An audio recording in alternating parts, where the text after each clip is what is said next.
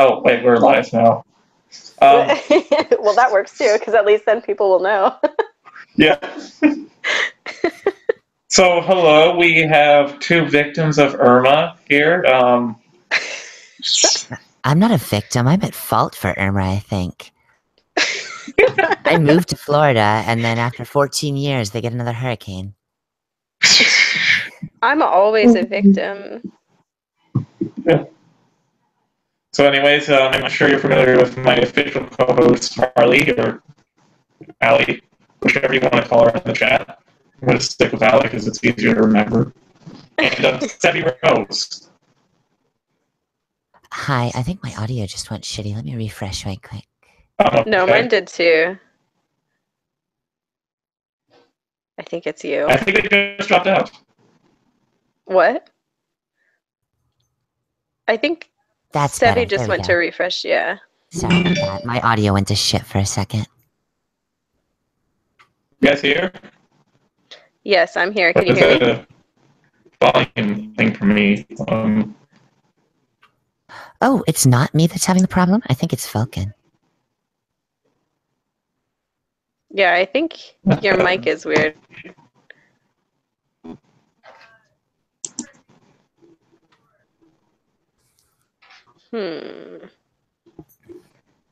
Okay. My headphones are not picking up any volume. Your headphones aren't picking up. Well, your mic is weird.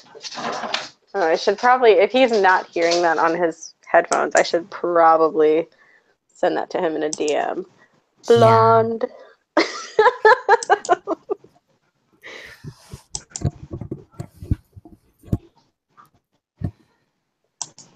Oh my god. So we were talking about whether or not this storm was hyped up more than it is. Well, it's the projections right now say it's going to travel to Indiana. So. One time it'd be nice not to have issues like this. Oh, yeah, I can't believe like how far it's gonna go in, but I'm hoping that it doesn't. I hope it just kind of stops.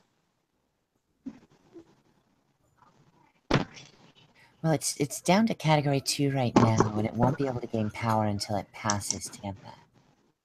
Okay, one moment. I'm having tech issues. Are you still? Yeah, we're still live. Like, what's happening? Hurricane YouTube. Hurricane YouTube, pretty much. Everybody's like losing their channel, which I think sucks. So, one moment. Hello? Vulcan, can you hear us? I'm going to take that as a no. It's so crazy. Like, every time he starts the live stream, it, like, his audio cuts out or something. Poor guy. He tries so hard.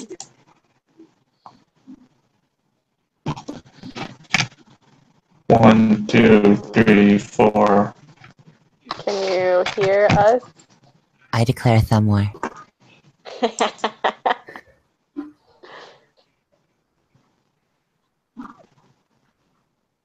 I don't know how he needs to like restart his audio. Is he using Okay, maybe that'll help. Is he using what's it called? F5. Oh yeah, it's very Oh, did he just leave? Yeah, I think he said F5, okay. So I think he's refreshing. Gotcha. I'm one of those weird people who hits Control R.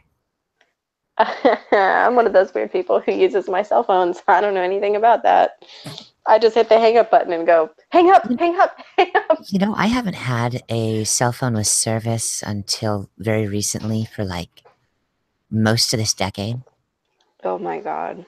Yeah, after I lost awesome now. After I lost, oh shit, speaking of cell phones. Ugh. Emergency alert, severe. Strong winds are beginning to occur across Pinellas County. Take shelter immediately. Strong winds are nice. Thank you, shut up then.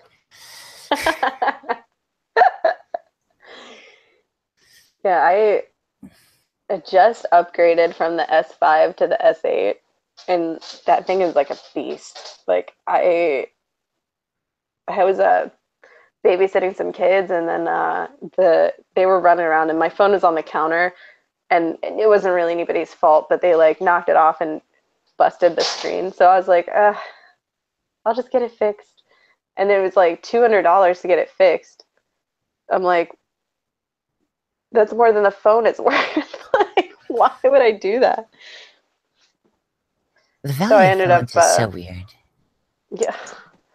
So I just ended up getting the new one of the same series, and it's a monster. I love it.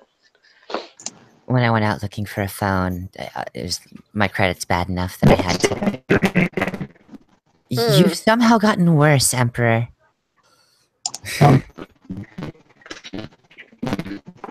Uh-oh. But then I found the new Google Pixel phone on eBay for $100. So yeah, that saved me a shit ton of money. Yeah,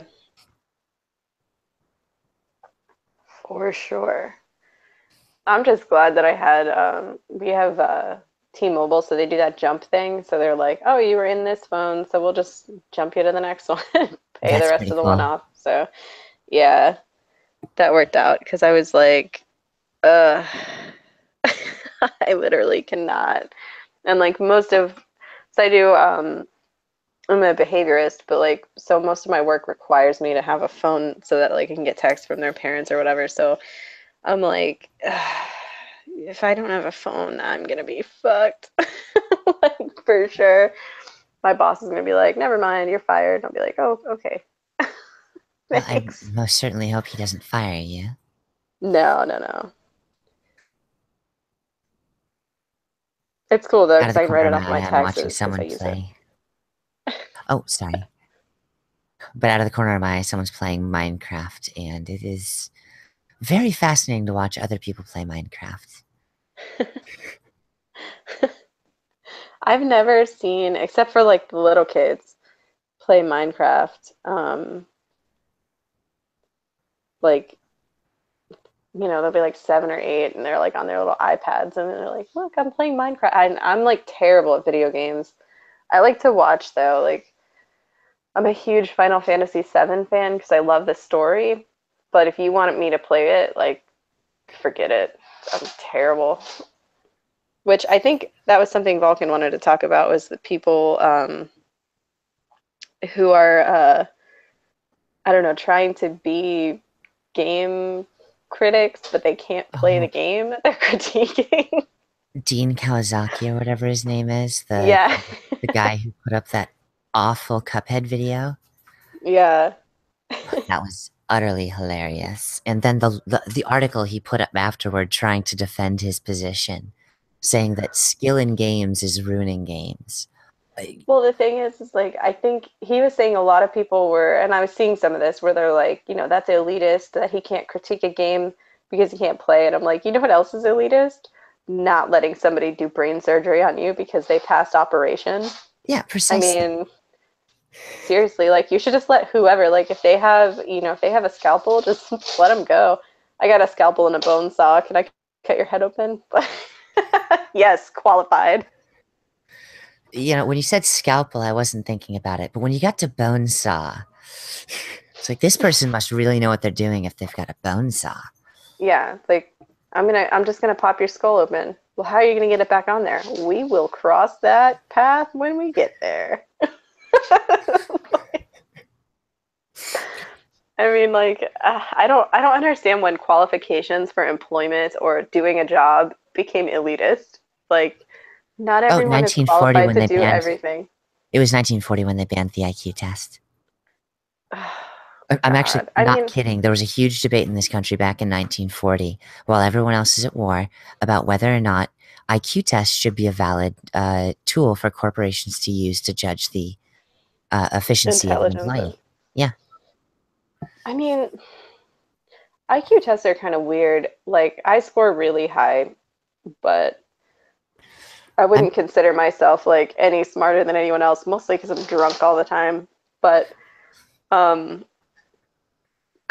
I don't know. Like it's if you're really good at logic, which makes you an awesome employee because you're really good at logic, then you can pass or you can do really well on an intelligence quotient test. But there are also people who have skills that are not measurable on an IQ test. So like I can kind of see, but I don't see why you wouldn't be able to use at least part of that as I would say your test. a partial IQ test and a I mean, they do all the moralities tests anyway, and it's like you know that people who you've hired have passed your morality test and have still stolen from you.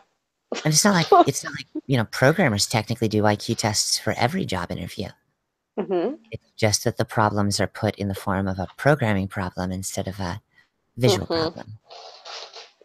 Which is weird. Like, I worked in an office for a food distributor. My boss gave me a bunch of math problems that were very similar to like IQ test problems. And I was like, oh, you're giving me an IQ test? And she's like, no. And I'm like, yeah, you are. You want to know if I can figure these out from the information given. That's if I can logic, that's an IQ test. And she's like, no, it's just a basic math test. Like a basic math test is 3 + 4 = 7. Like this is not a basic math test. But yeah, and I passed that. I got 100% on it, so that was good. But like, so I got the job, but I did terribly at the job. Well, I'm not even sure if I did terribly or that my boss was a psychopath. Like, that's kind of difficult to. Hey, That's a difficult psychopathy measure. is really good for companies. Mm-hmm.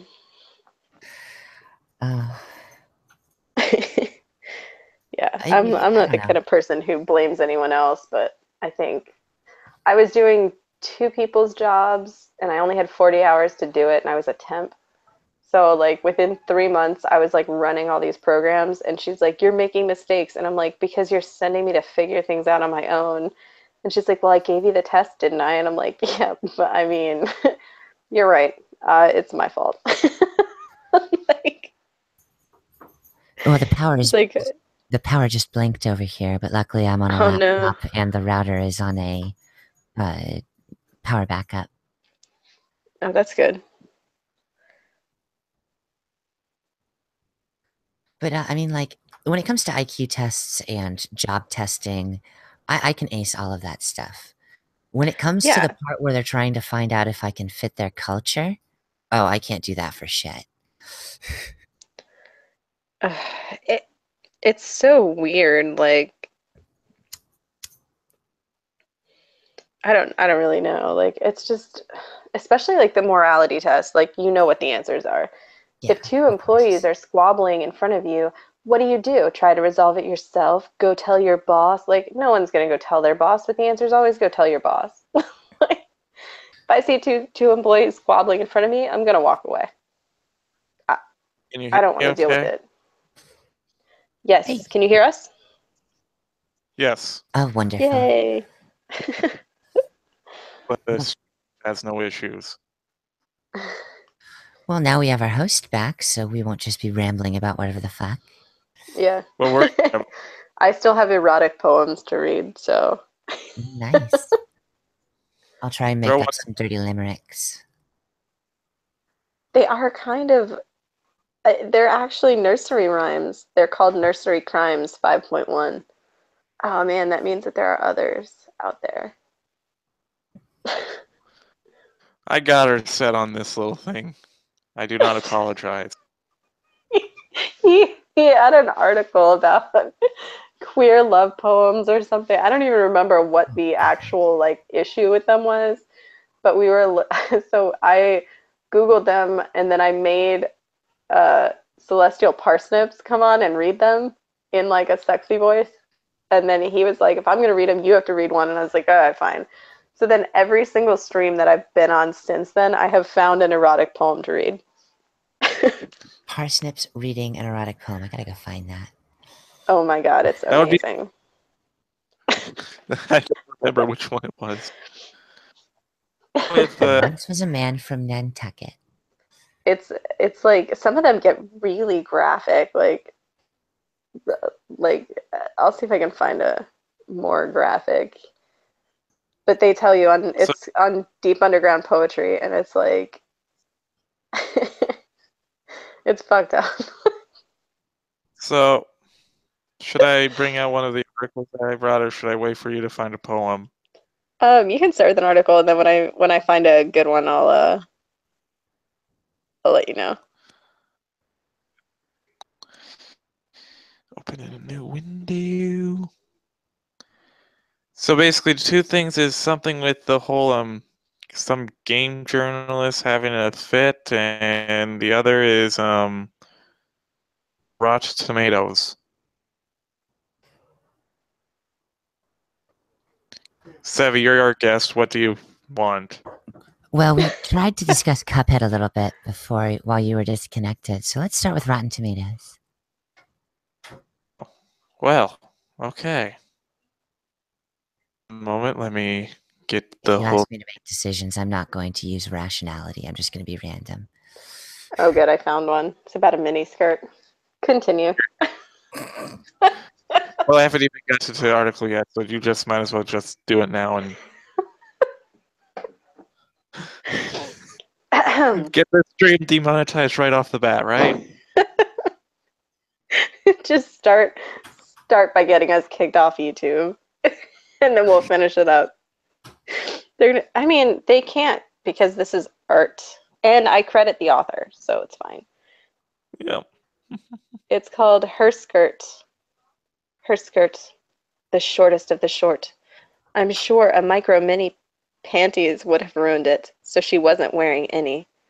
Every step the hem would kiss the left cheek or the right, exposing more each step she took, for the skirt was more than tight. Her ass was firm, no jiggle there. Her buns were round and hot. Her thighs had just a little spread to expose her honey pot. Toned and muscled were her legs, tanned and ready from the sun. I imagined them wrapped round my head, could have a little fun. She dropped some change and bending down, exposed her hidden place, trimmed and ready for some action, would love her pussy on my face. To reach and feel so tempting, but could cause me lots of strife. I cupped and felt it anyway, for the skirt was on my wife. She stood and turned to see me Wow. there, and with a sparkle in her eyes, said, "Let's leave this supermarket. I hope I'm in for a surprise." She didn't have to tell me twice, left the cart there with the meat. Don't think there's many calories in what I planned to eat. Oh. What? The parking lot was sparsely filled. No one else around our ride. We climbed into the back seat, had to get my tongue inside. She was ready with no panties, spread her legs, her pussy damp. Not so easy in a compact car. Thought I might get a cramp. Oh my. I'm imagining two young people fucking in the back of a Volkswagen. It's probably not a young person. The scent was musky, sexy, as my tongue licked fold to fold. From end to end, from clit to ass, my adventure there was bold. Nosed her clit while burning my tongue within her slot, trying hard to reach the G with all the tongue I've got. Must have worked more than a little. She could she no longer could refrain. Hands pulling hair pushed deeper. Orgasm turned to rain. I thought that maybe I would drown, but in a way that I would want. Drinking from the chalice of my wife's climaxing cunt. And that was written by 8 more. I'm 8 about to more? cringe into an implosion. Then the comments read, this is by a tiny little blonde girl who's, she's kind of hot. I don't know if it's a catfish or what, but she looks hot. Little dragonfly, she says, this makes me so glad I left my panties at home. Hot right, had me leaning in from start to finish. Your wife is such a lucky gal. And he wrote back, I'm glad I could entice you to leave your panties home, but did you wear the short skirt? Just wondering. So she replies back, why, yes, I did. I want to sport my short skirt. Hope you like black. It goes well with my tan legs. LOL. He writes back, I'm sure it does. Black offers such a good contrast for the view. Hashtag erotic poetry hookups. The sad part is I wouldn't if people got off to that. Oh yeah, of course they do. Well, I mean, until it got to the, cheap erotica adjectives, it seemed Oh, like they it could actually be all- hot. They all do. Yep. They're all terrible. And then like, why are you worrying about a cramp? Like you're like, oh geez, I gotta go down and do this, but I might get a cramp. Ugh. Why the fuck was like, he thinking? I mean, why did he put I so know, much don't put- detail into no one being in the parking lot? he puts all this detail into no one being in the parking lot, and then he's like, oh, I might get a cramp. And it's like, well, are you gonna do what you're gonna do? You're gonna do it anyway. Like, what? I don't understand. Happiness. I'd be mad if I read that and that was like my husband wrote that, and I would be like, you were thinking about getting a cramp? Really? Come on. Worth I it. hope that guy I was just was stepped wearing over panties and you're thinking about your cramps. I know, like that, it must not have been very good. Whatever she had going on down there was a hot mess. Probably. Well, he seemed very hungry for our Arby's sandwich. Little Thousand Island dressing on that shit. Oh! Ew. They were at the grocery store. I know, but I was trying not to go there, but thank you. Most of the time when someone's not willing to go there, I am already beyond where I need to be. Well, thank you, because You're not going I'm to get that start out of your using head. Thousand Island dressing jokes a lot more. Okay. Is there anything more to that poem? No, that wasn't enough for you. I mean, we could read 1, 2, suck my shoe if you want. Maybe after this article. And who on earth is sucking shoe on head? Oh, the aw. You I'm should, sorry, every time I hear the word shoe, I think of shoe on head. but just screenshot it and send it to her. I'm sure she'd love that. Be like, oh, we thought of you when we read this. There once was a man. There once was a fellow McSweeney who spilled some gin on his weenie. Just to be couth, he added vermouth, then slipped his girlfriend a martini. Like Sorry, that. I only know dirty limericks offhand. Oh. Well, let's see. So, tomatoes. Is this in Japan? Can you hear What, me okay? Rotten Tomatoes is in Japan. This picture.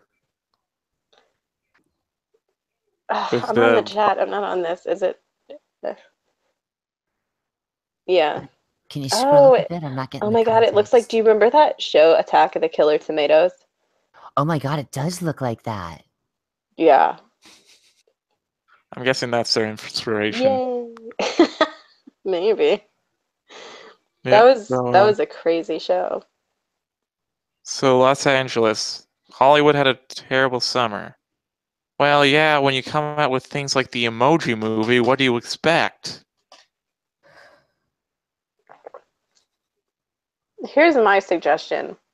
How about Hollywood gets its dogs on a leash? Like, they're letting bitches run around crazy. Like, who was it? Jennifer Lawrence is like, if you voted for Trump, don't watch my movie. You do realize you're isolating about half the country. Like, I mean, it was a close race in terms of the popular vote, but that's enough to, like, definitely give you a hit. Well, there's also a reason we use an Yeah. electoral college, because democracy is 51% oppressing 49%. Right. Yeah. Well, and I think a lot of people don't understand the Electoral College, which is fair. It's a complicated system, but if I was out to make money and I was making movies and the whole impetus for me is to be popular and have a lot of people like it, I probably wouldn't be telling that many people, just don't even bother. You know, like I'd be like, so they voted for a guy that I don't like. I think they're idiots. I can think that in private, whatever I want. But in public, I'll be like, you guys are great. Give me your money. Like, it's the same thing as strippers. Everyone's like, oh, strippers, they're so stupid. Oh, really? You're the one sitting in the audience throwing your money at them. Well, let's see. Between the first weekend in May and Labor Day, a sequel-stuffed period that typically accounts for 40% of annual ticket sales, box office revenue in North America totaled $3.8 billion, 15% from the same span last year. Well, if it's a sequel stuff thing, I can't blame it. Oh, and also think of the number of blockbuster movies that come out through the summer. 15% is 2 films. We're talking about between 100 and 250,000, or excuse me, $1 million per film in blockbuster earnings. So that's what they're complaining about is 2 movies went bad, not even that all movies went bad.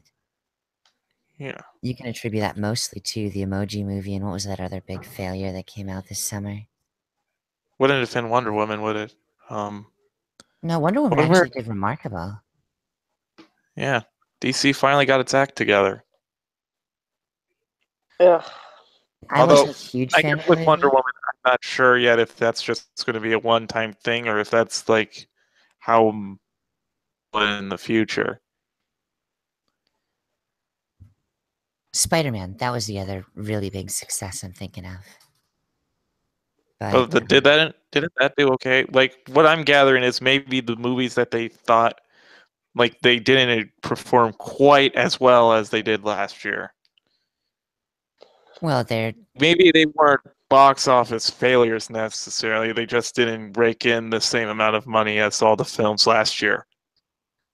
And can you blame it? I mean, didn't Star Wars play last year? It's like, yeah, you're going to have a hard time catching up to that. Or am I thinking about this? I can't remember when Star Wars came out, but Ghostbusters came out last year. In the summer. Oh, yeah. That did really well, and it shouldn't have. Yeah. No, it did really well off nostalgia value. Just to point out with the Emoji Movie, apparently it started as strong as Dunkirk. Wait, what? I mean, people like their emojis. Was there a poop emoji? Did anybody actually see that movie? Or I haven't seen it. Was the poop emoji in there? There was. It's not the strangest thing. I think there's a movie in Korea made about an actual dog poop. I'm sorry.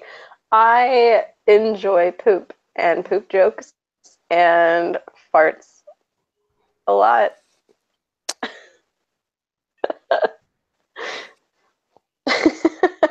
I would watch that for sure. The funniest part is the fact that it stars a piece of poop as the main character isn't the biggest problem with the movie. Oh no. Well, I mean, it is Korean, so. Yeah. But is it is it like Korean, like copycat Japanimation stuff? Korean, like it's like Korean claymation ripoff of It's Korean claymation, so it's like Korean. What's that one with the Wallace and Gromit? Yeah. It's an interesting thing just to check out. Ooh, I have the wrong trousers. How do you know? The brown stain.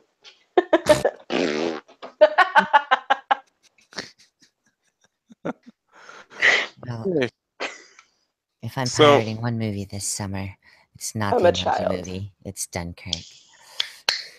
I heard that was really good, and I actually watched a video of a guy going to see it. He was at Dunkirk, and he was like leaving in tears. He's like, it's just like I was there. It's like all my friends are back again. It was really cool. Wow, that's And actually just to heartwarming. say something, was Mm. Baywatch the film you were trying to think of, Yes, Sebi? that was the one. Thank you. Oh my Oh, god. damn, I can't believe I missed that. That's The Rock and Zac Efron. Yeah. Damn. And don't get me Forgot about that. wrong, great porn flick. Right? Oh, speaking of smut flicks, did anybody else get really upset with Magic Mike? The first one. I mean, I watched the second one, but I No. think I was wasted, so I don't really remember what happened in the second one. I I don't do really remember the first one. Magic Mike very well. Okay, so It like just I didn't was hit me that well. promised by a lot of people that there would be like crazy hot guys stripping, and then like I saw Joe Manganiello and I'm like, he's so hot. And they're like, this is Matthew Balmer. I'm like, yeah, these guys are hot. Perfect. Channing Tatum, he's a butterface, but it's fine. I can handle one butterface in the movie. And then it's like a romance story. He like meets this other stripper's sister and he's like, I'm going to build furniture on the beach with you forever. And I'm like, take your clothes off. Now I'm Just- remembering it. It was striptease, but with men. Like, to a But it T. was like, yeah, it was so much of this like the romance story. I was like, give me a fucking break, please. Yep. Like I came here to see men take their clothes off, and I am an unrepentant pervert. And I have to sit here and watch you try to fuck this Shaun White looking chick? No. And that was the other thing. She looked like Shaun White. She had blonde hair, but her face looked like Shaun White. So I'm like, oh, look, it's a fucking snowboarder from the Olympics. And like, everyone's like, that's mean. And I'm like, it's accurate. Like, I'm sorry that it's mean. But like, at the very least, he could have been with a hot chick and they could have had a couple fuck scenes. That none of that happened. I was very disappointed. Yep. I don't know what movie you're talking about. Like, I don't think I've seen. It's not really a guy movie. It's about male strippers. Okay. So, anyways, so, years ago was the only other like slow summer like that. That doesn't seem relevant, but okay. So, the three biggest theater chains have lost roughly $4 billion in market value since May. And can I just point one thing out? Wouldn't the one like woman's only showing of Wonder Woman have had an impact on that? Red Steez went to see that. What? Wonder Woman. Yeah, and the all women screening. He wrote an article. He was like, it was the most uneventful movie screening I've ever been to. Because like leading up to it, all these women were like, you're gonna get your ass kicked. And he's like, I just walked in there, sat down, watched the movie, left. Was that just a bunch of hot air? Yeah. I was like, come on, bitches, get it together. Let's go. And apparently they're blaming Rotten Tomatoes for this failure. Because taking something's wrong. responsibility for yourself, that's not an option. No. Well, when you're this far gone, I guess there's only one option left. Blame everyone else. Or take the rest of California and secede. Yep, and then we just tell North Korea, hey, just nuke that for us. Everyone That's talks like- about North Korea as if their missiles could reach the United States. They can barely think reach it's been shown. Alaska. I mean, biggest- North Korea. Yeah. Everyone's mad that we're taking a harder stance. They're like, no, it'd be way better if we just gave them sanctions. Yeah, because that's worked so well. Now they have a nuclear program, and they're trying to bomb us. So, about those sanctions, good job. Like, they're obviously listening. I mean, clearly. I don't get that. I don't get that at all. Like, somebody threatens to bomb you, and then they're like, don't get mad at them. Get mad at the sanctions. Yeah, get mad at the world and the environment that caused this. So what we're Okay. saying is Hollywood is North Korea. Yep. Hollywood's always been. They're always going to Hollywood. whine about something, you know. It's never going to be their fault. Like when somebody looks gross and they're like, "Oh, this person looks gross." It's always their plastic surgeon's fault. It's not like, "Oh yeah, I picked that nose and thought it would look really good and it didn't." Plastic surgeon fucked up. I don't buy any of that. Speaking No. of plastic So anyway. surgery, Apparently, Brett Ratner, the director, producer, and film financier, said at a this year, it's the destruction of our business. I don't know many Oh, directors. business has God. been What did he create this year? Or produce? Isn't he the party guy? Like he was having all these parties and shit. How is he not overdosed? Well, I don't know what movie he made this year. Uh And The yeah, Revenant was his most recent piece, I think. oh, he did The Revenant. So why? I didn't watch that because Leonardo DiCaprio's in it, and I hate him. He's disgusting to look at. I kind of want to watch The Revenant with Matt Damon. The Great Wall. I like watching Chinese propaganda films just to make fun of him. I think that the criticisms, you know, and I don't understand why they're not attacking the social justice left, because that's really who they should be attacking. These are the people that are coming out and saying, you know, don't watch these films. Like Matt Damon in that Great Wall movie, and they're like, oh, don't watch this film. It's cultural appropriation and it's white people. Don't watch Scarlett Johansson's film. But those are the people that they love. Like, they're like, no, this is fantastic. They're standing up for rights and stuff, and that's what we do in Hollywood. Yeah, they're also the people telling other people not to go see your shit. So, I mean, Yeah. Hollywood is 40% funded by China. And if it's dying, it's because that number is probably getting bigger. And also, movies have been dead for at least 5 years. Especially theater movies. Since the invention. Yeah. it's so Some expensive. studio- Like even the free tickets that they give you, like, so I donate blood and they give me free movie tickets, and I still have to pay like a convenience fee or some shit. And I'm like, it's like $3. But the ticket says, you know, like it's comped. So like on a comped ticket, I still have to pay a $3 convenience fee. Like that's why I don't fucking go to the movies. Yeah. Some executives privately concede, only in private, not public, that a few movies, just a few, were simply bad. There would be. Flawed marketing may have played a role in a couple of other instances. Can you name some? Or are you just going to say it? And they acknowledge that along with Netflix and Amazon, yeah, I think you have your two top culprits. And don't forget YouTube. Like, what is the point of movie theaters anymore when people can just get them without even having to go to the theater? And then there's also DVD sales. Like, are the DVD sales lower than usual too? You gonna tell me that? Do people still buy DVDs? Oh, sometimes. I do. Well, I bought a Blu-ray recently. It depends on like what movie it is. Like if it's something that I'd rather have a physical copy of, I'm gonna buy the physical copy rather than just get it on the Netflix or whatever's. I bought Batman and Harley Quinn because I am a big Batman fan. Yeah. But most studios' finger points towards Rotten Tomatoes, which boils hundreds of reviews down to give films fresh or rotten scores on its tomato meter.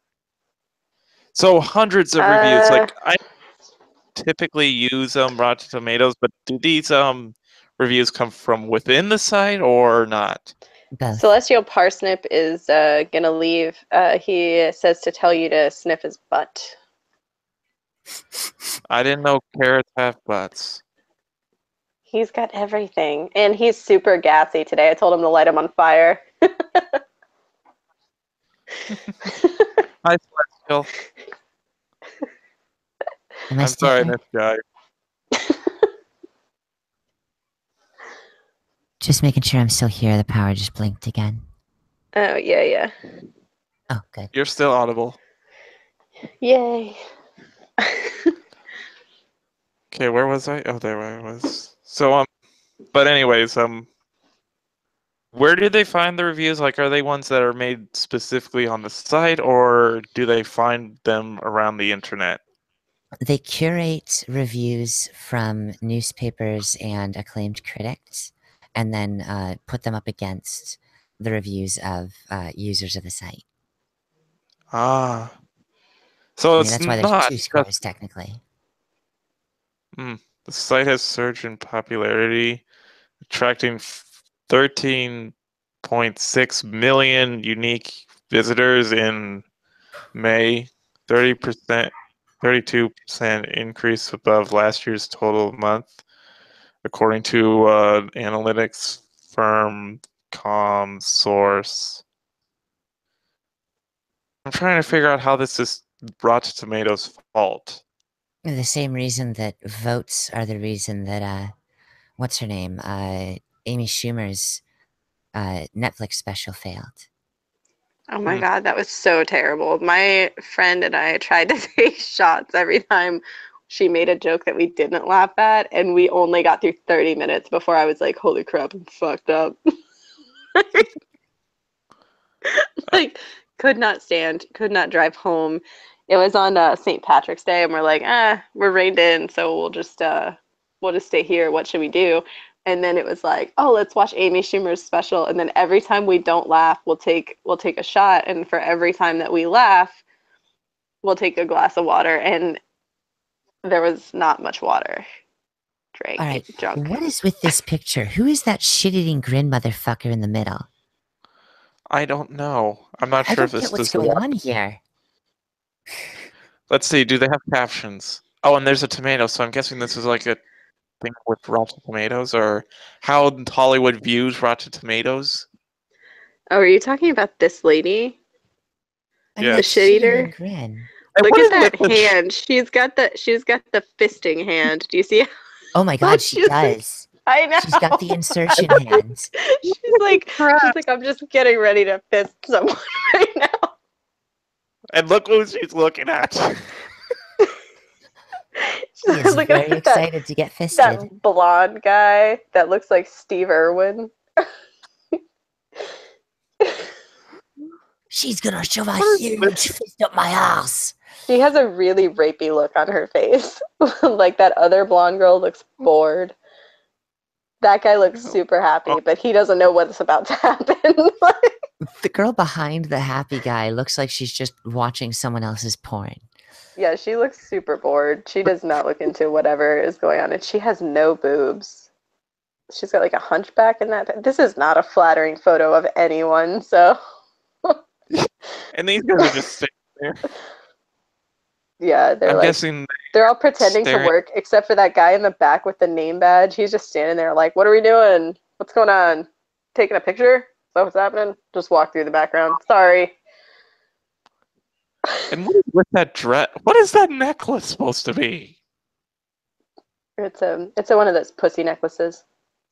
That's okay. We spent an inordinate amount of time on a picture. And there's the hidden tomato.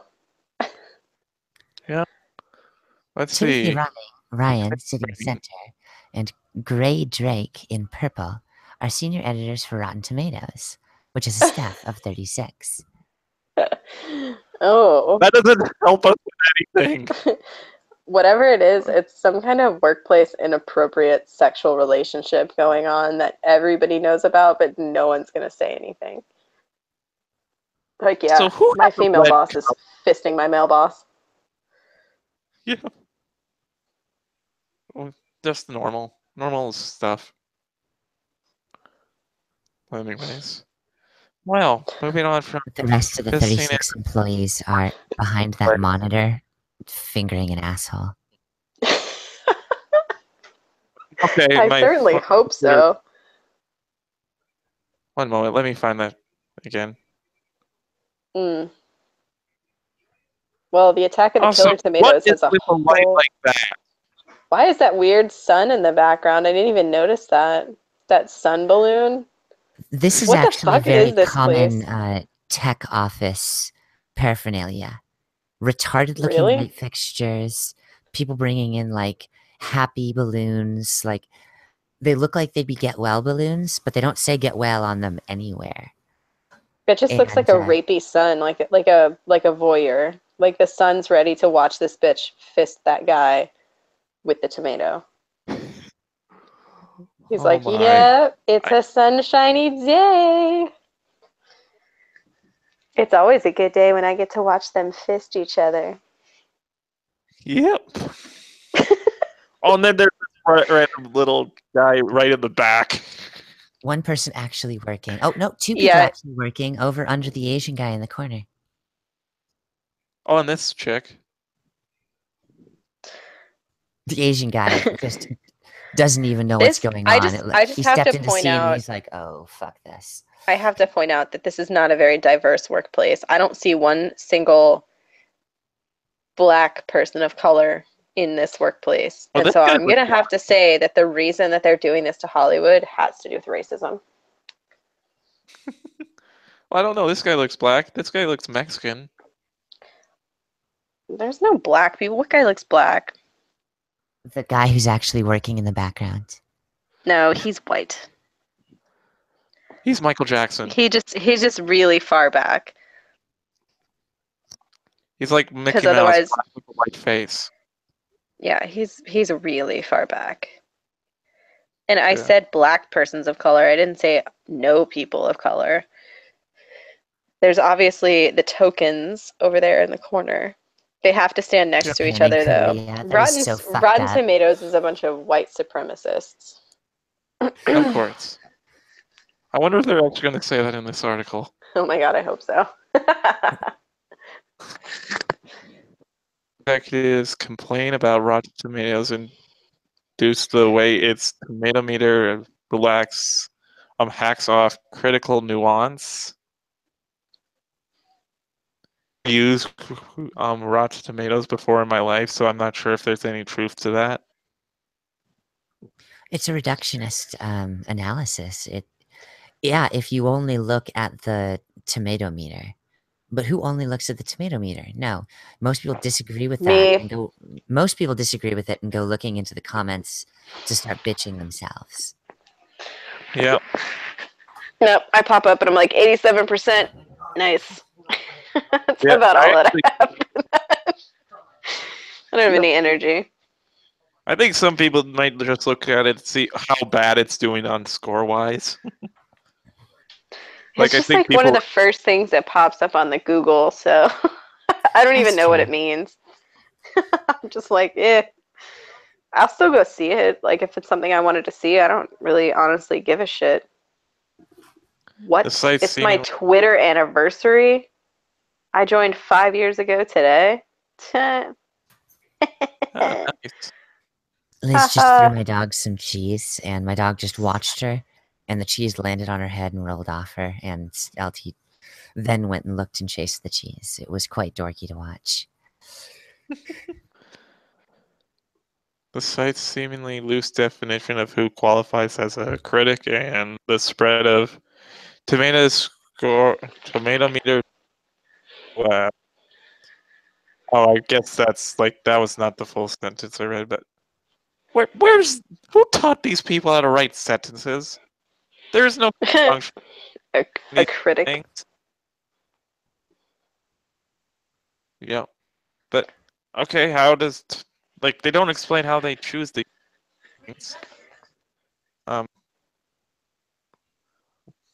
Last year, Score started appearing on Fandango, an online movie ticking site, leading to grossing that tomato that Rotten Scores next to the purchase button that was the same as posting this message: "You are an idiot if you pay to see this movie." Yes, because Say that- Fandango is totally out to call all of their fucking users idiots. Yeah. The fuck? And don't other things do that too? Like doesn't Steam have it where you can see the review scores of a Yeah, they certain use game? Metascore. Or they use Metacritic, yeah. Yeah. Which is the same fucking thing, except Rotten Tomatoes is a company and Metacritic's more of a big Fan thing. project. Yeah. Oh my god, seriously.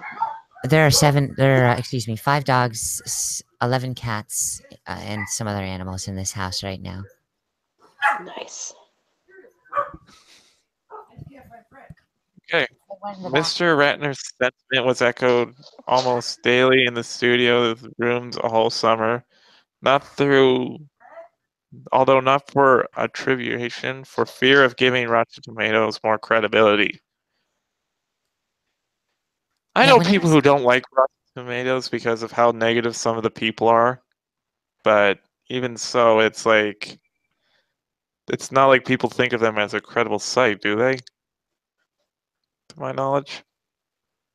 Well, they think of it No. as a rating site. They don't give it more or less credibility than it deserves. I think Yeah. Hollywood is absolutely giving them more credit than they deserve because Hollywood's offended. Yeah. I mean, after all, it's a studio white supremacist, right? I don't actually even bother like with critics who write, and that's the thing that about this article that like I thought was kind of funny. They're like, they're not even valid critics. Okay, so we were talking about job requirements and being a critic. Like being a movie critic, the only job requirement you need is the ability to see and hear a movie. Yeah.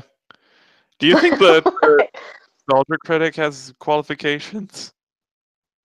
The what? The Nostalgia Nostal- Critic? Oh god, I go to him for all my reviews. I Him and don't know who that is. Like, basically, what you need is like some background in writing, like understanding how a story works at the very least. And preferably have taken a theater class. That I too. mean, even that, like what's his face?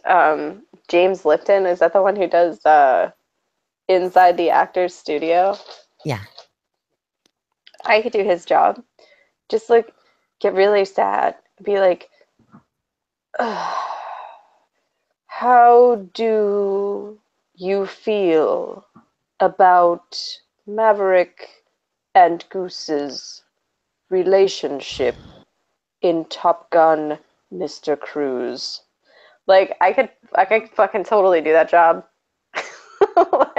Like there are just certain things that like the qualification is so bare minimum that for somebody to put into an article like these people aren't even vetted critics, it's like all you have to do to be a critic is legitimately have an opinion and be able to at least functionally deal with the situation. Like for game critics, you're not functional if you can't play the game. How are you going to critique a game that you haven't even gotten into? Like you have no Yeah. knowledge of how the game is. So what are you critiquing? The fact that you couldn't beat the game? Like Well, they that's made not the really tutorial level way too hard. Yeah, I mean like Yeah. that's not really an applicable critique. But when you're talking about a movie, your literal ability to critique a movie is to be able to sit down, Watch it, and understand and all the parts. leave. Like, I mean, well, like not even understand it. Like nobody understood Donnie Darko, but they reviewed that, and then Yeah. I'm like, you're not getting the astrophysics that's behind it. It was a terrible movie, but you're not getting like the whole concept of the scientific thing that they were trying to work in here. But you still critiqued it. So like, I mean, you don't even necessarily have to be able to understand. You have to be able to understand and interpret from your view. So like, Yeah. that's probably the easiest job requirement ever. Like, you want to be a movie critic? Just write good. Yeah. Like, that's basically it. I mean, I don't know. And for people who are like on their little high horse, then these are the same people that are mad that they're not validating this game critic who couldn't beat the game. They're like, that's elitist. But at the same time, people commenting on Rotten Tomatoes, they're not qualified. What are you talking about? Well, I think part of the Okay. problem is that collectivists can't, well, basically do everything you described that a critic should do. Speak from their own perspective. The only perspective they seem to be speaking from is the perspective of the collective ideal. Yeah. Yeah.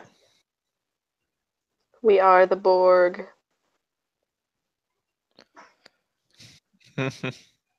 So, anyways, over lunch last month, the chief executive of a major movie company looked at me in the eye and declared flatly that his mission was to destroy the review aggregation site. How are you going to destroy a website on the internet? At the very least, you're going to drive it to the dark web, like what happened with the Daily Show, Stormer. How are It's you? just, that is evidence that these people are taking it personally. Taking it very personally that people are critiquing their work. Yep. Well, Which it's is funny. retarded. It's like that, like that satire of the theater player reading the review and being like, they don't know theater. Like, and everyone's like, haha, this person's so sensitive. Yeah. That's literally what they're doing. Yep. Yeah. It used to be a bit, and now it's reality. Curse Splat. Paramount's move Baywatch dropped, arriving to a tomato meter score of 19. The percentage of reviews the movie received that the site considered positive 36 out of 191. So they're These people have never completely been on YouTube. I don't even get that good of a fucking statistic. All of my comments are positive. Yep. He's like, yep. People just go behind my back and talk shit about me. Why? You like that critics. type of I know, I do. I like conflict, and they just won't. They won't engage. I'm like, I'm not afraid of conflict, and they're like, leave this one alone. I'm like, come on. I never get to have Also, any fun. from the looks of it, they don't seem to realize that Rotten Tomatoes does give positive scores to things. Maybe you need to do a better job, Mr. Ratner. I think the last sentence of this actually explains it perfectly. I think Mr. Ratner needs to do a better job of a lot of things. Maybe his job. Our Our high expectations appear to have been crushed by a 19 Rotten Tomato score. So We're wait a talking- minute, did he make Baywatch? Yeah. I didn't see it on his list, but I only took a quick look at it. I know he's also Pretty sure behind- he had something to do. I think he produced it or something. But anyways. Yeah, he was the producer on So it. maybe you shouldn't be going into things with high expectations. Well, here's the thing. Their expectations are that high because this industry is based around starting with an investment of $100 million, wasting all of that, getting another investment of $100 million, and then making back that $200 million, and your profits come after that. We're talking about a completely unsustainable industry right now. Yes. Their Especially high when you're not expectations are retarded. Especially when you're not coming up with original things and you're digging up stuff from the past. Like, give the Emoji Movie credit, at least to try to do something original. Yeah. Granted, it was a stupid move, but it was original. That was a movie from whenever, right? I mean, maybe if What people movie? actually made good movies, right? Told stories instead of trying to meet the Hollywood expectation of the blockbuster with hitting every point at exactly the right moment with the exact right emotional message that appeals to one of these people needs to actually take a fucking risk one of these days. I mean, give the Emoji Movie a credit Exactly. again. It was a pretty big risk for Sony. Exactly, and that's one reason I'm not gonna like talk too much For what? poop emoji about it, because at least they fucking tried. Huh. Here's the thing, like Hollywood used to have a lot of really glamorous, and it would take a long time for these movies to come out, and like but you're seeing the degradation and the lack of appreciation for films like that, like Gone with the Wind, for example. They're trying to get it banned in theaters, like don't replay this movie.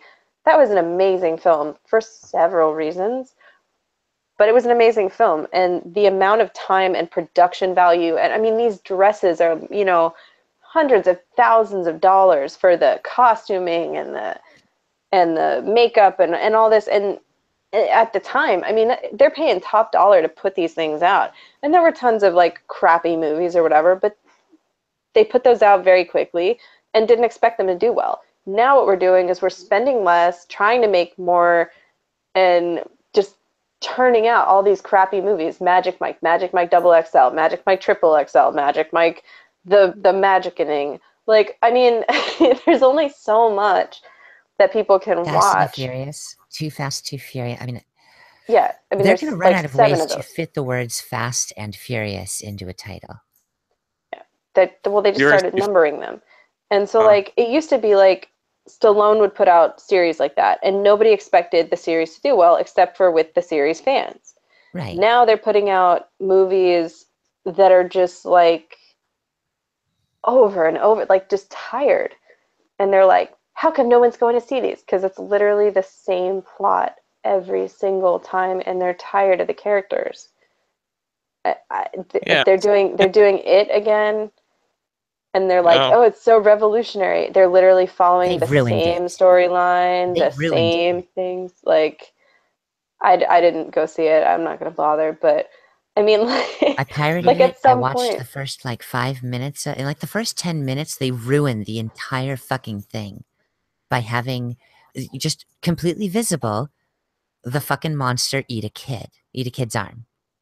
Right? In the first 10 minutes, full CGI visible, see him, see this kid's arm get eaten. And that just ruined the entire movie for me because everything after that was nowhere near as captivating, nowhere near as intense in some way that would keep me wanting to see it. Hmm. It's Blew it's their the load same in thing 10 as like minutes. when they redid Psycho. You know, like first of all, I don't know why you would have Vince Vaughn. It's that not a great idea. Like him turning around in a wig was hysterical to me. I don't see how you can I do Psycho without interspersing right at the middle of the movie 3 or 4 frames of really fucked up porn. That was what really fucked with me because when I saw the remake of Psycho, I was waiting for all of these moments where the where the editor literally cut in a single scene of porn into the scene for a like a jarring second, and it was really impressive the like behind the scenes shit they did with the original Psycho. And then this new one didn't have any of that love or passion for the film. Sorry, a film I have an opinion about because I'm a psycho. yeah, well, I Yes. love Psycho, and I'm a huge Hitchcock fan. I don't think Psycho was my favorite Hitchcock, but I could not get over the fact that it was so over the top and overt, and I'm like, like you basically knew from walking in without, even if you had never seen it, that Norman Bates was a creepy like guy, but Yeah. you weren't sure what exactly was going on. Figured it out, and then the big plot twist, you were like, holy shit. But like in the first one, it was kind of like, or in the new one, you're kind of like, yeah, okay, Vince Vaughn is going to cross dress. And it just wasn't like there's nothing good about that film like that gave you the chills and put the tingle up your spine. The same thing with all the Exorcist movies. I mean, The Exorcist was a great movie, but now you have like The Exorcist 2, The Exorcist 3, The Exorcist 4. Like, okay, we get it. And then it's like the exorcism of Emily Rose, this one's exorcism, this one's having another exorcism, there's a whole bunch of other exorcisms, or the Amityville Horror, where now you have like 6 of those, and you have like the House on Haunted Hill with Vincent Price, which was fantastic, and then you have a bunch of the House on Haunted Hills now, and like it just they try to use too much CGI and take away from that feel where you're like, this could actually happen, and now you're like, oh, look at all the CGI ghosts, that's cool. Like, I don't know. I don't like the poltergeist shit. I don't like. Yeah. It's just too much. Like, it's all this Paranormal Activity. The first one was insane. It was so good. And then it's like Paranormal Activity 2, Paranormal Activity 3, Paranormal Activity 4. Like, okay, I get Did you it. see the Evil Dead remake? There's a ghost in the house. No. That was a really tough movie for me because I adore Evil Dead. But Hmm. it Is it bad that I had don't watch of a lot of movies? I don't either, honestly. Recently, I haven't watched many at all. But like Evil Dead, when they remade that, they did the same CGI bullshit, but they still had that same passion that the original actors did. You could see it in the acting. So you'd be getting into the movie, and then the CGI would ruin it. And then you'd start getting into the movie again, and the CGI would ruin it. Really, that really gets to me. Yeah. But all these people are obsessed with I don't know. CGI because it's the cheapest option. Yeah, they think it's a That's big. what I mean. Like, they're spending less in production and expecting to make more. And it's like, if you don't put somebody there, if you don't make them feel like it's real, they're not going to enjoy it. They're not going to want to see it. Then they're going to tell their friends it was terrible. Yeah. And let's see, King Arthur: Legend of the Sword got a score of 28, and only made 39 million, even though it took 175 million to make. Maybe it's time to start finding some more original content. Originality left in Hollywood anymore. Like, it's only the animation companies that are doing it, and even then they do sequels. Like, the fact that the last big success that Pixar has had is their Finding Dory movie is like, yeah, I like Finding Dory as much as the next person, but it's not something not an original concept.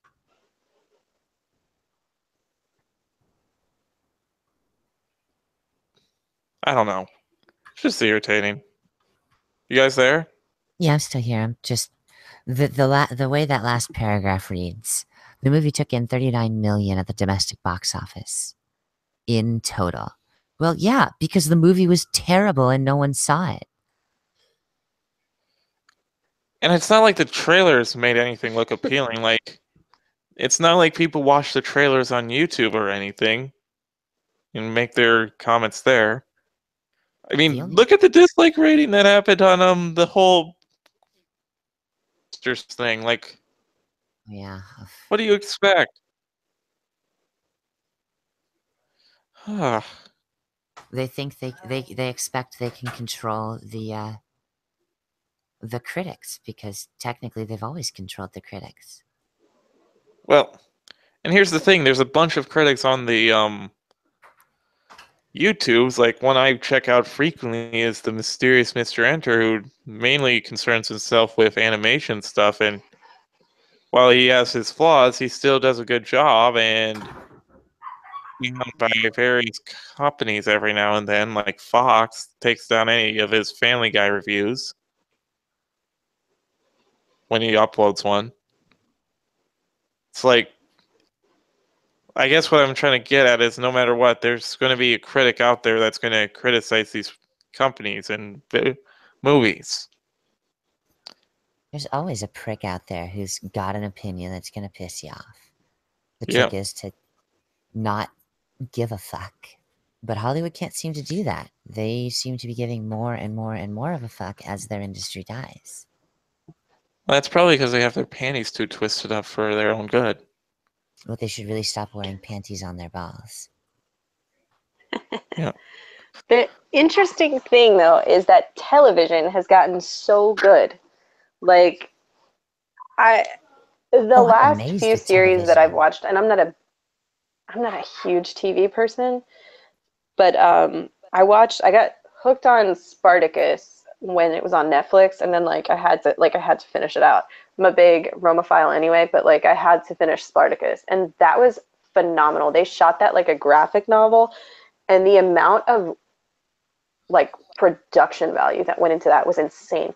The Tudors was the same thing. Like they put so much like into building these costumes and these worlds and like making it a real place.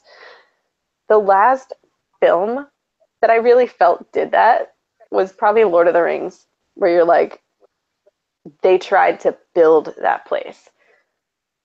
Yeah. But then you have TV like Game of Thrones, where they build that and they use a ton of CGI. But they build it so that you could feel like you could step in there. And I think people are taking away from the amount that people do like nerd into these things. Like Dungeons and Dragons hasn't had a decent movie out, but how many people still play D&D? I mean, like sit down and play it and become part of that, or read the stories and become part of that world. And like they forget like that D&D games are these getting huge on people, YouTube.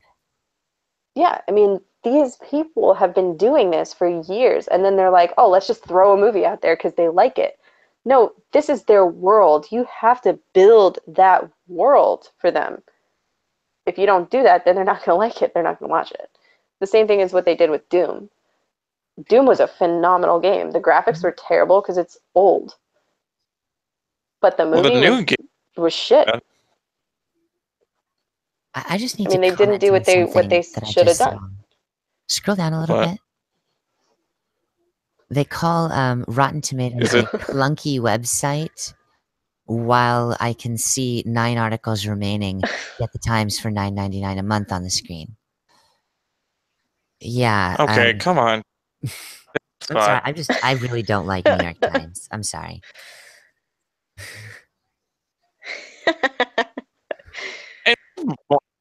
Doesn't the New York Times has critic things too? Yeah, they hire critics.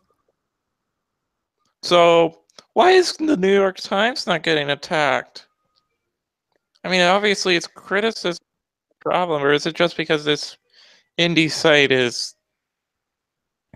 damaged? Indie, it's been around as long as Google.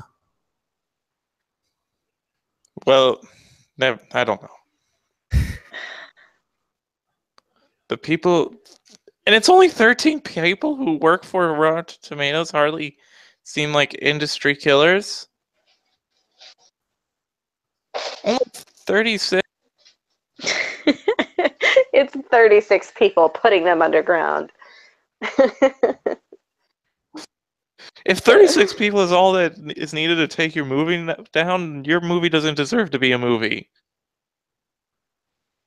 Yeah, especially if one of the bosses is fisting the other one. In their white supremacy den. Yes. The white supremacy. I can't even take it anymore. It's just too much for me. Yep. Where are the tiki torches?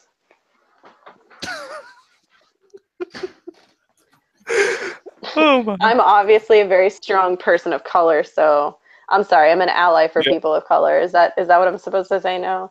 Yeah. You're just supposed to keep quiet and let them I'm an talk ally. for you. I actually watched somebody's Twitter conversation where they were like, they're a white person, and then the black person is like, look, I'm black and I don't really care about it that much. And she's like, well, it's a shame when I care more about your race than you do. And I'm like, what the fuck? Like, oh my god. Can like, someone are get you serious? You're getting offended for this person who does not need you to do that. Like, he doesn't need you to be offended for him. He's good. He's got this. If that isn't the most condescending bullshit, though, like, you're not mature enough to be offended for yourself, so I need to do it for you. And then they're like, we're not racist. You just told this guy like that his opinion is invalid. A little racist. Very racist. I'm a Jew, so I get a hard pass on everything. Yeah. I'm a gypsy. I should, but I still don't. Nobody ever gets mad when somebody says like or like you Jewed somebody down, or like you gypped someone. They never get mad. They're like, that's not a slur. And I'm like, it's most definitely a slur. It's just something no one cares about. Yeah, it's absolutely a slur. That I mean, these terms came from places and times when gypsies and Jews were killed for being good with money and good at stealing. Yeah. Right. And it's like, but that's totally okay to say. And they're like, oh, the term has lost its meaning, but the N word has not. And I'm like, it's been 200 years. I mean, come on. Crackers. People were never talking about going Jews to less than gain 50 years meaning, ago. so- I know. The site's staff occupies a relatively ordinary Beverly Hills office complex, albeit one with conference rooms named and Oz. Okay. It's like making Oz, they fun of call it. someone's fucking clothes. The fuck? I You're a thought that. newspaper. You're better than this. I thought that Oz was Australia.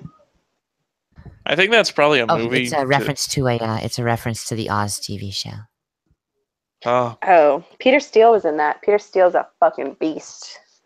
The thing is, I've actually Yeah. been to the Rotten Tomatoes offices. They're in the same building as, well, they were in the same building as Monster.com. And yeah, this is what people do in California. They name shit weird things with significance to them. I don't get why the New York Times wants to make this out like there's some sort of, childish idiots or something. yeah. And it's not like the site doesn't give positive reviews that don't affect things. I have never met a single person who was like, I want to see this movie, then looked at the Rotten Tomatoes and was like, you know what? I think I'm going to make a hard pass. I've never met anybody ever. Maybe I will pay for it to watch it, but not I'll take a hard pass. Yeah. And plus, critics, do you guys remember that one movie from last year, Kubo and the Two Strings, or whatever it was called? No. Is it a child's movie? Well, it's an animated movie, yes. But anyways, that movie did extremely well on Rotten Tomatoes type sites, but it bombed financially. Well, so then there you go. Rotten Tomatoes has nothing to do with it. Are we done with this? Or the two people who saw it thought it was really awesome. Yeah.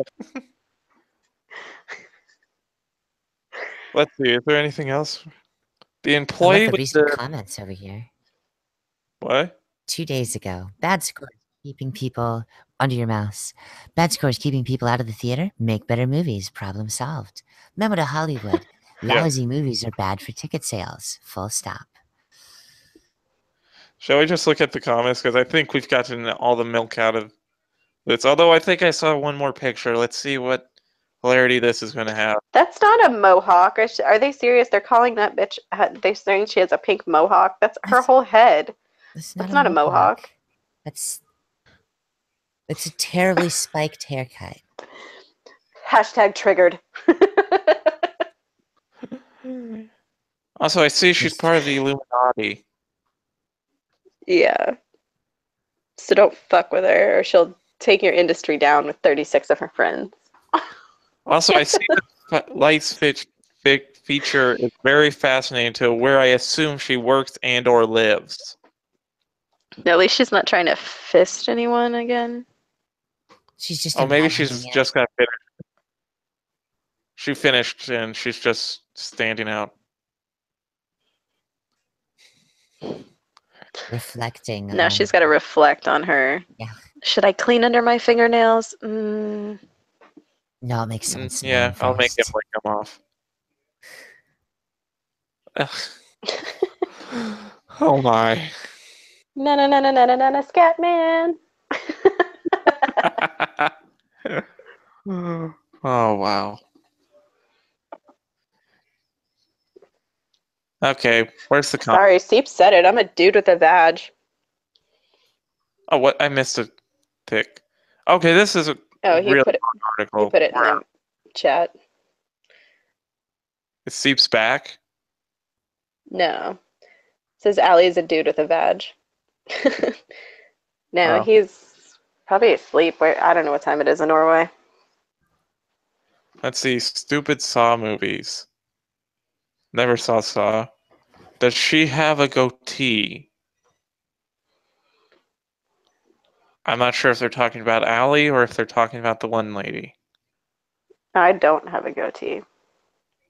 I So they wasn't must able be to see talking one about in the the one. I'm picture. blonde. but- I keep trying to grow things in, but it just won't.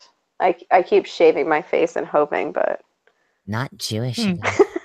not you, the lady in the office. Let's go on first, or should we go to the next article, Allie? Whatever. I don't. I'll read a dirty limerick so you can find your link. There once was a man, Robin Well, I Hood, who lived in a Nottingham wood. He learned how to fuck from old Friar Tuck and made Marion whenever he could. Nice. Okay. Oh, here you go. So we either have 1, the 2, stuck my shoe. 3, 4, I'll act like a whore. 5, 6, your dick loves licks. 7, 8, watch me masturbate. 9, 10, watch me again. 11, 12, in my pussy you delve. 13, 14, watch porn on a flat screen. 15, 16, be my bondage drag queen. 17, 18, you're so fucking obscene. 19, 20, you make me come plenty.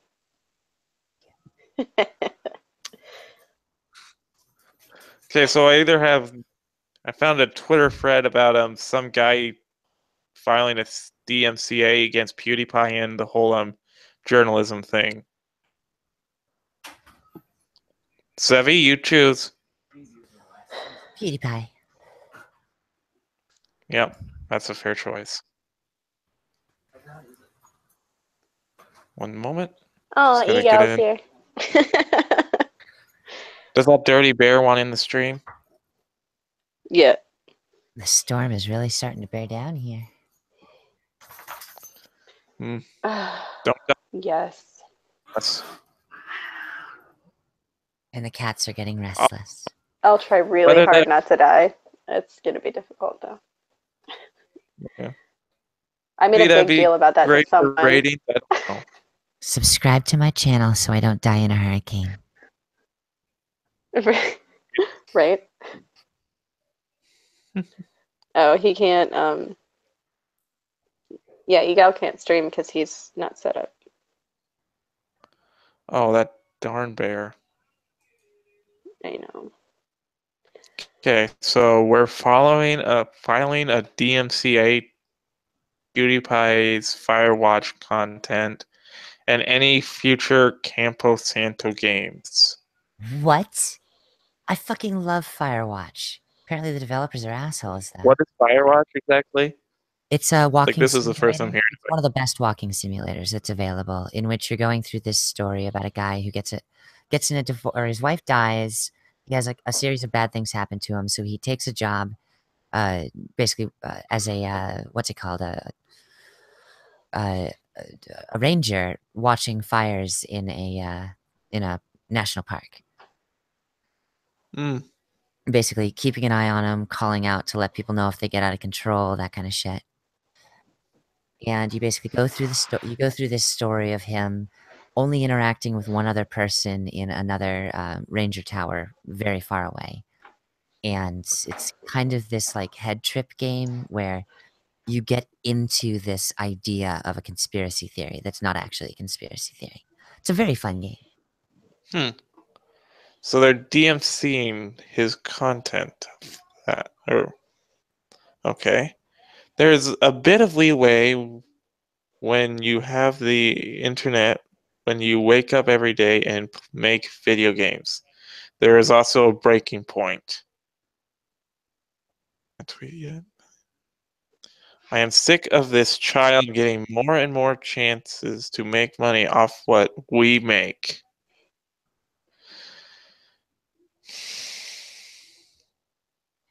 The Let's It's Play worth. community at large is going to shit all over this man. Let's see how much this sales do for him after this whole little stunt. Like, wasn't there a creator that, like, PewDiePie said he didn't like this game, and that guy just stopped making video games altogether after that point? I'm pretty sure he's done that to like 2 or 3 people. And all he said is he doesn't like the game. Like, not even in an offensive way. When PewDiePie doesn't like a game, he's like, well, yeah, this kind of sucks, and, you know, ends the video. It's not like he puts on a big show trying to shame anyone for it. But apparently... And if I could recall correctly, I think he said he wasn't the biggest fan of FNAF, and that's still going. Oh, no, he only played FNAF for the money. Just like Markiplier. Both of them come out and said this. They only keep playing through those games because people will keep watching them. And this is another thing that I think this and the Rotten Tomatoes thing actually go well together because... Yeah. I mean, what is with these people completely dismissing their audiences for the sake of attacking a third party? He's worse than a closeted racist. He's a propagator of despicable garbage that does real damage to the culture around this industry. Oh, that needs to be a hot take. That's a beautiful hot take right there. He's a propagator. How does he do damage to the industry? Like, if he plays a game, it does a lot better. Yeah, when he plays a game, it makes money. Yeah. Like, that's the whole thing with Let's Plays. Like, games that get Let's Played would probably do better than otherwise. Like, FNAF. Like, I can run down a bunch of games that probably would have done as well as they did if it wasn't for Let's Players. Well, FNAF, this game is specifically Minecraft. that game. This game is exactly that game, because I think the only reason this game was even partially financially successful was because of the number of Let's Players who played it all the way through. Seriously, he's going after PewDiePie, but Total Biscuit played through part of it. Jesse Cox played through all of it. You know, the people who actually make the most money for the gaming industry did the exact same thing PewDiePie did, made the exact same comments PewDiePie did, but he's not attacking them. Why not? Well, I think this might be something. I urge other developers, and we'll be reaching out to folks much larger than us to cut him off from the content that has made him a millionaire. I think that's a hotter take than the last one. That really is. How come I'm not making millions off this game? Well, for one, you're the producer and developer, which means you actually had to pay expenses. Yeah. And two, I think PewDiePie's at the point where he doesn't need to do that. PewDiePie goes out of his way to not get, to lose viewers. Have you watched his channel recently? No, He I literally have. acts as awkward as possible, makes his editing as jarring as possible, and goes out of his way to say, look, I'm not trying to get new viewers. I've got enough. You know, and he's tired of the fucking shit show that everyone is trying to make him out to be because he's just trying to have fun. Yeah. I can get that. Ugh. And other developers, like, okay. Furthermore, we're complicit. I'm sure we've made money off the 0.7 million views that video has, and that's something for us to think about. Lastly, I love streamers. I watch them daily, and we send over 3,000 keys to professional and amateur streamers of FW, Firewatch. Firewatch sold Furthermore, over 1 million copies last summer. It came out at the beginning of summer, and it sold over 1 million copies in 3 months. I am almost positive that is entirely due to Let's Players, including PewDiePie. So he's not complicit. He benefited off it until he found himself in an emotional position and able to communally secure strength against PewDiePie. He wouldn't be coming out like this, now, unless he already had other people in his pocket to start helping him. Yeah. Or at least that's my perspective on the matter. And you love streamers so much you're going to go after them. Now, to be fair, like, copyright-wise, I'm not sure where Let's Plays would fall into the matter. I'm not sure if they're fair use or not. Let's Plays are fair use as long as you are providing personality commentary on top. Mm. This is part of Jim Sterling's lawsuit, that because Jim Sterling is talking over the footage and his commentary is about more than just the game, but also his experience with the game, because it has commentary of opinions, it is fair use.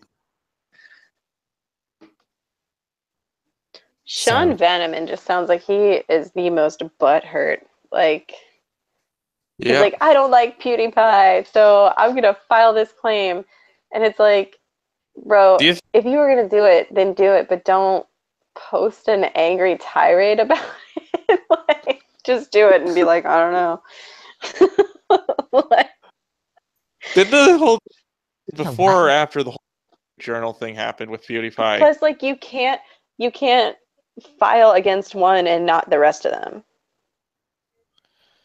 Yeah, I wonder if it is just a political thing against PewDiePie and not just he wants to change something. I'll be right back in just a second. I gotta go to the bathroom. He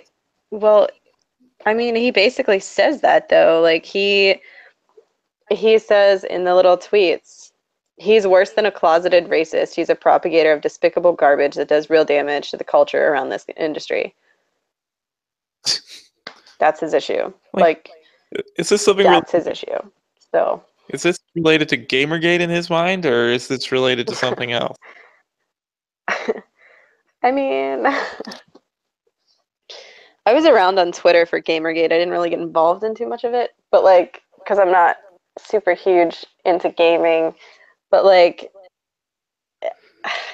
I think it got a worse name than it needed to. Like, everybody's like, Gamergaters are white supremacists, and I'm like, I've seen a lot of non-white Gamergaters, so that's kind of, I mean, and then linking them to the alt-right, like, I think they blew that shit way out of proportion. Like, the whole thing behind Gamergate, I'm to understand, was they were sick of people telling them how to play their games, like, or telling developers how to develop their games, like the body positivity shit and the feminist shit and the other bullshit. Like, I don't miss most of think the that it was super political, like, from what I'm to understand, but I'm not super well versed in me neither. Gamergate I kind either. But I've been following although somehow, Gamergate. what? I've followed Gamergate the last 3 years. What's up? I missed the last bit because I was away. Well, I'm just. Oh, I said because I just think that Gamergate was more about, other people telling Gamergate, the Gamergate people, how to play their games and and telling developers how to develop their games, like the body positivity shit, and that, you need to have more people of color, and you need to have more this and more that and more the other. And the gamers were like, we just fucking like playing video games. Correct me if I'm wrong, but didn't Like, Gamergate kind of start when some journalists slept with Zoe Quinn some- slept with, I can't remember his name because he's that fucking worthless. to get better review scores, and isn't that how it kind of started off? Yeah. She got good review Why scores does- by sleeping with someone for Depression Quest. Why does Is that even a good? Google keep recommending Harry Potter to me? I don't know anything about Harry Potter. Okay, that came out of nowhere. It pops up on my notifications like once every couple hours, and it's like this new Harry Potter thing, and I'm like, what the fuck?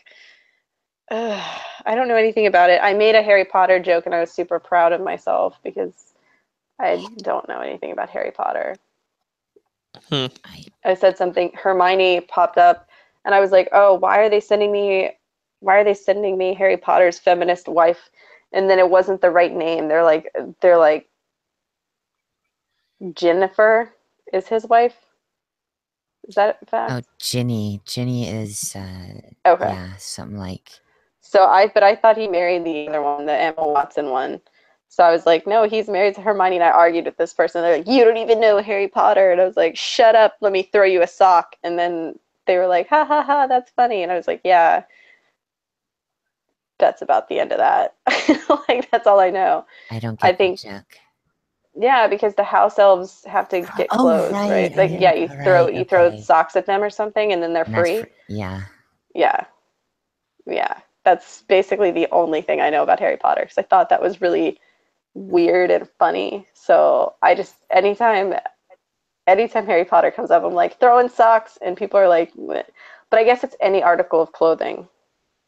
Yeah, if you give a house Okay. an article of clothing, that's For some reason, free. I thought it was socks, and I was like, "What happens if you come in a sock and you throw it at your house elf, and you're like, clean this up?" And he's like, "Haha, free!" And you're like, "No, it's my jizz sock."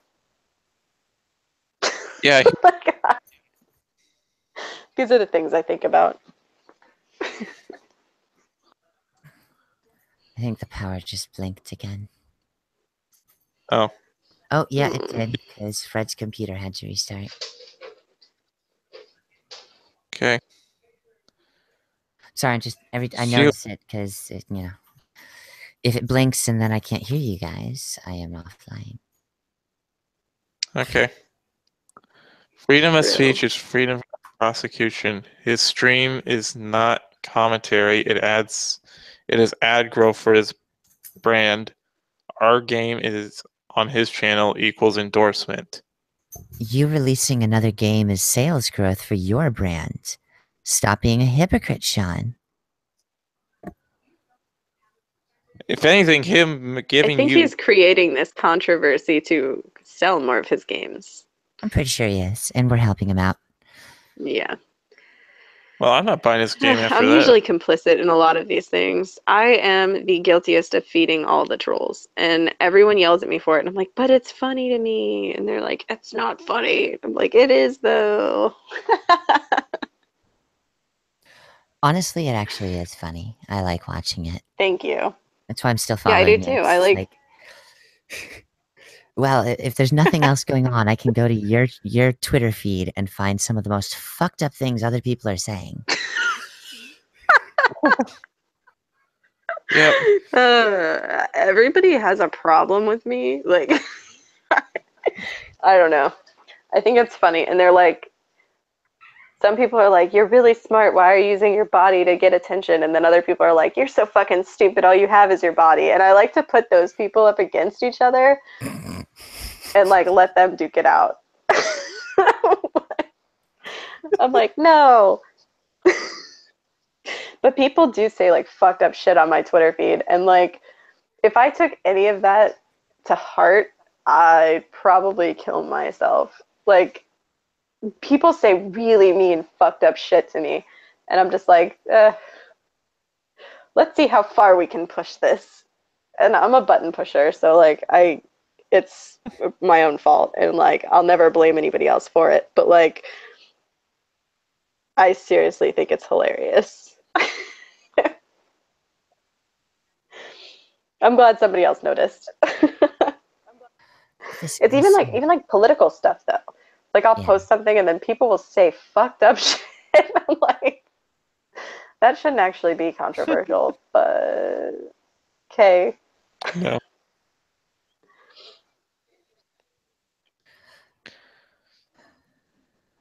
So, got one other article to read. Or is there anything else you guys have? I've got another dirty limerick, because, yeah, I've got 1,000 of them. There was once a plumber from Lee who was plumbing his girl by the sea. She said, "Stop your plumbing. There's somebody coming." Said the plumber still plumbing, "It's me."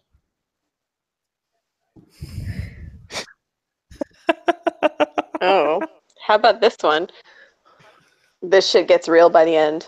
Hickety pickety, my slut hen. She sucks cocks for gentlemen. Sometimes Barbie, sometimes Ken. Hickety pickety, my transgender hen. Oh, got plot deep. twist. That got Right? deep quick. But if it's a transgender hen, wouldn't it be a transgender fowl? Because hens are female. Or are hens also non-binary? Well, I think that in that case, it would be a fowl who is transitioning into a hen. It would be like a cock turning into a hen? Yeah, an uncock. It's an uncock. You talked. He's uncocked. I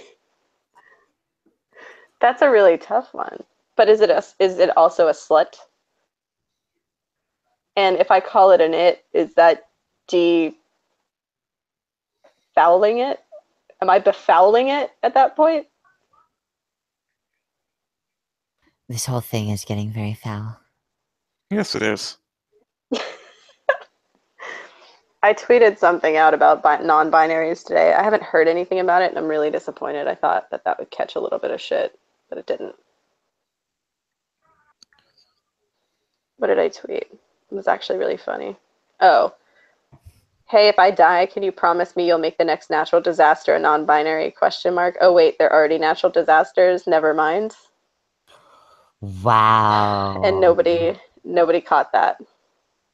I was sad. That's wow. Yeah. It's surprising that no one caught that. I then tried to make that about liberals, and it didn't catch either. Because I quote tweeted my own tweet, and I said, "That's how you politicize a tragedy, Uber libs. They'll miss me when I'm gone." And that didn't catch anything either. And I was like, God damn it. I know I follow some of you liberal assholes, and I know you follow me back. Someone's got to get on this. Okay, so should I go? The only other, Fine. a few other articles I found. So here's I guess the one with the whole games journalist thing, which apparently you talked about a little. Of Seems course, like it's getting foul. Allie is here. I just want to Kawasaki. hear Allie say cock. Cock, cock, cock. He wants me to tell him where I'd like that cock. In my butt.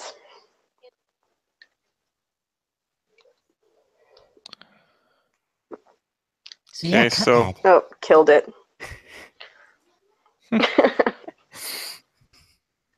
So let's see. Journalists defend being bad at video games. I believe this isn't the first time something like this has happened. Like, wasn't there a whole thing with like the new Doom game where a bunch of journalists were defending themselves for being bad at them? No, this happens every 6 months or so. This is just Also, the this first looks time like a journalist has made such a perfect example of sucking. Well, if they could suck good, they'd have other jobs and make other people happy.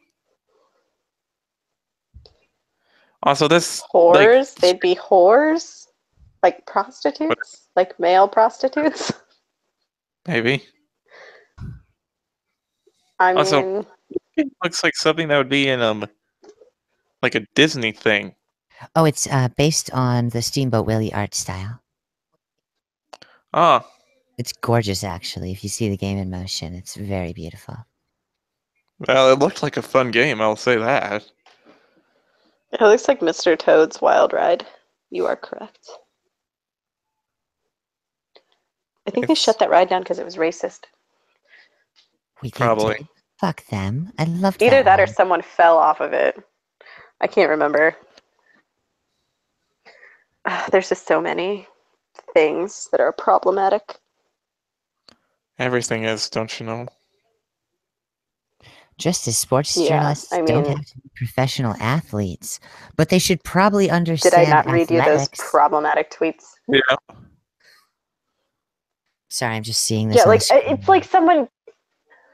it's like someone critiquing a sports game and they don't know the rules. They're like, they kept blowing the whistle for offsides and I don't understand. And yeah, because they were offsides. Oh, well, how am I supposed to know? Well, you're a sports critic. So, Okay, know so what the offsides rule is? such expectations are unreasonable, and the only ones making the claims are game journalists said that one of their own was made fun of by yours truly earlier this week. Hooray, But I mean- Ian. What? Oh, Ian Myers Chung. Oh, oh, is this his site thing or? He's working for Tucker Carlson now. Oh, Daily Caller is Tucker Carlson's fledgling newspaper network. let's Tucker see. Carlson is so funny. I He's love like him the to death. ultimate troll. It's probably the He best. gets the- these the way people he on can and just he hold knows his that it's going to be face. funny for him. He just gets to sit there and look stupefied by everything. I feel really bad for Eric Bowling though. Holy shit. Video. Did anybody see that? What? Eric Bowling, he like I guess he got let go from Fox because of the, sexual harassment accusations and saying that he was sending lewd texts and whatever, which who hasn't? But his son committed suicide. He was like 19. Oh God, I heard about that. Yeah. Oh fuck. It was horrible. Like, and that's the thing. Like, when you start accusing people of things and you don't know how it's going to affect the people around them. Like, people should be more respectful, I think. I've always thought that. And they're just not about that kind of crap. I mean, you're making it hard on somebody's kid. That's fucked up. But that was his only child. Okay. Sorry to bring that mood down. Keep going. Okay, games journalists are incredibly bad at video games. It's painful to watch this. How do they think they're qualified to write about video games? Have you guys seen the meme of that video put next to a pigeon trying to get some food for an intelligence test? No. Oh my God, it's so funny. They basically start the pigeon video right when he gets to the first block that you're supposed to jump off of over to dash over the other one, and then you're sitting there watching the character duck down and jump up and just try everything except what would work, and then in the split screen, you have this pigeon who is looking at the food, looking at a box, looking at the food, looking at a box, and slowly nudging the box over. And before the game player can get over get to the next part of the tutorial, the bird has gotten the food. Okay. My tweet that has gone viral with 2 million impressions, I highlighted a snippet of VentureBeat's game contributor Dean Takeyashi painful playthrough of an upcoming video game called Cuphead.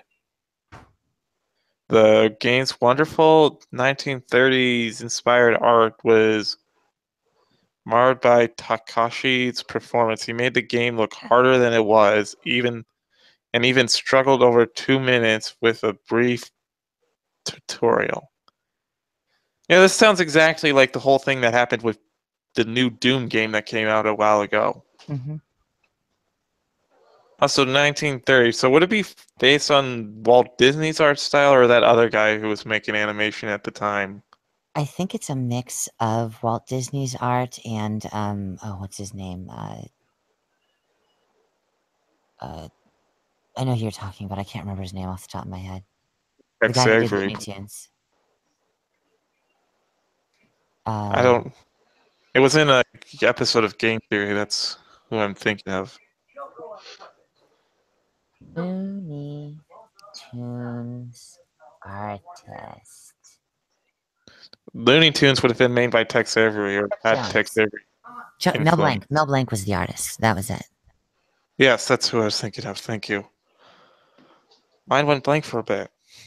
But anyways, unable to read on-screen instructions, Takashi spent over a minute trying to perform a basic maneuver that, as I highlighted in another tweet, was even enough that even a 4-year-old could figure it out after just a few seconds of watching. You could figure it out too.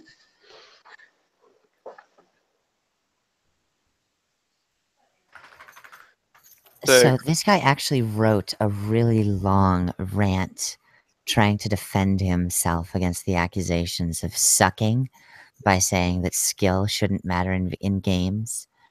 And I'm wondering if these people know what a game is. Well, probably when they think of a game, they think of Pong. Well, that takes skill. Not a lot, but you certainly have to, be in the right spot at the right time. Well, they sure know how to be in the right spot at the wrong time. Oh, yeah.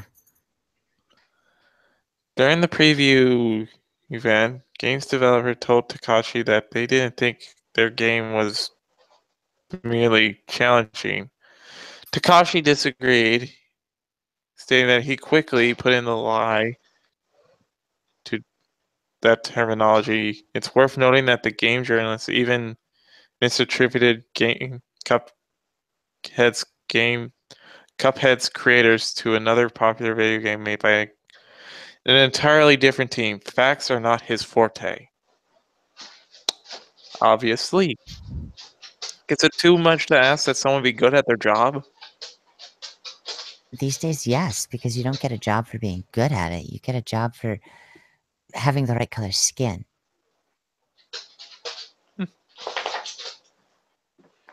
I wonder. I guess Takashi sounds like he's an Asian dude. Dean Takahashi, he is very Japanese. I think he has like... Well, that's where Nintendo is located. You'd think the Japanese would be masters at video games at this point.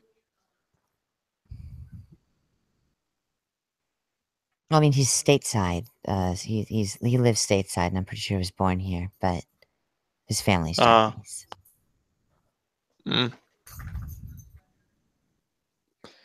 Still, like, if you're going into a job for something, you'd at least have to have a basic knowledge. It's the same thing with the whole Rotten Tomatoes. Like, make good things, and well, I guess this is the reverse, where the people who have to critique it should be good at it.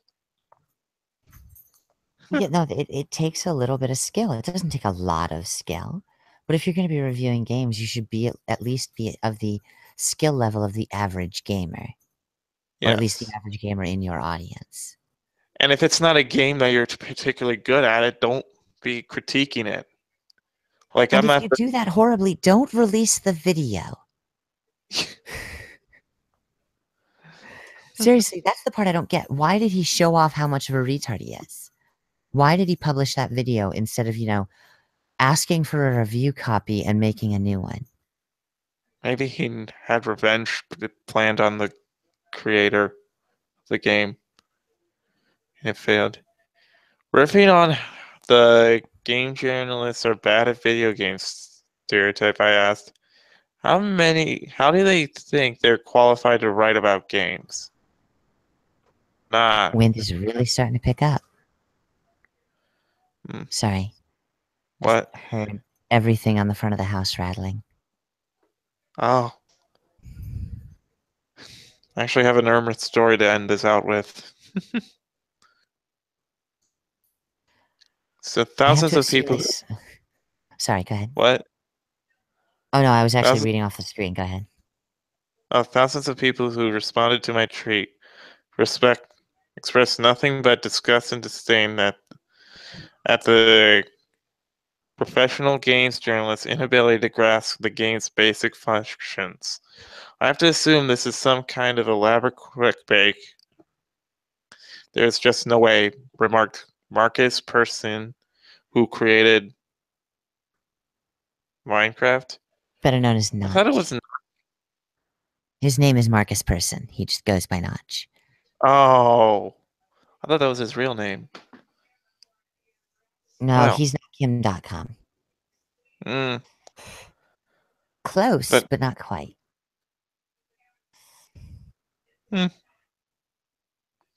Popular YouTuber Keemstar suggested that to me that games journalists watch YouTube gaming videos and write bullshit without ever playing the game. That I can buy. That's a big problem in the industry right now. Too many critics are using other people's Let's Plays and not exercising their own skills in games.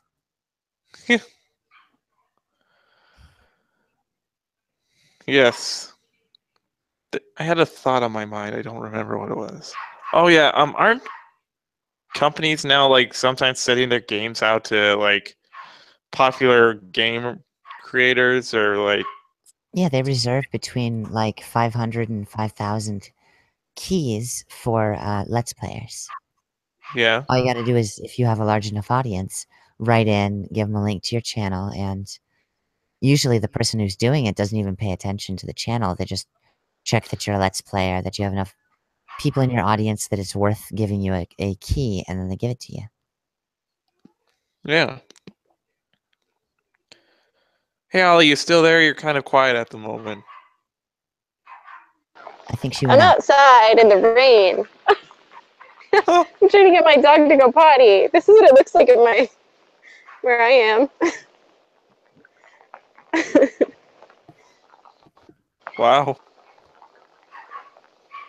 Yeah, it's wet.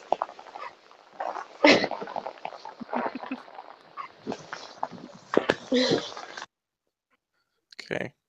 Since then, game journalists have been circling the wagon after wagon, decrying my so-called attack on their colleague, painting me, as well as every other game developer and commentator who found his performance appalling as cyberbullies, gamergators, and in more than one instance, Trump supporters. Okay, assume these two are correct. How do you jump to Trump supporters? Pretty sure there are Hillary supporters that play video games too. I'm pretty sure the phrase Trump supporter at this point is the same thing as Satanist 30 years ago. Probably. Or Nazi. Yeah. There's no logic in. And I'm still trying to figure out, like, gamergators, yeah, I guess, but cyberbullies? You're getting. So either it's these people who are bad critics, or it's the fact that they can't take criticism here, either. I'll be honest, I've never really known a critic, like a professional critic, who could take criticism. True. These so-called professionals claim that the exception of competency and literacy of the interactive medium is a form of gatekeeping and gamer-gatorism. Yeah, in the same way that passing your classes is gatekeeping for a job. Yes. I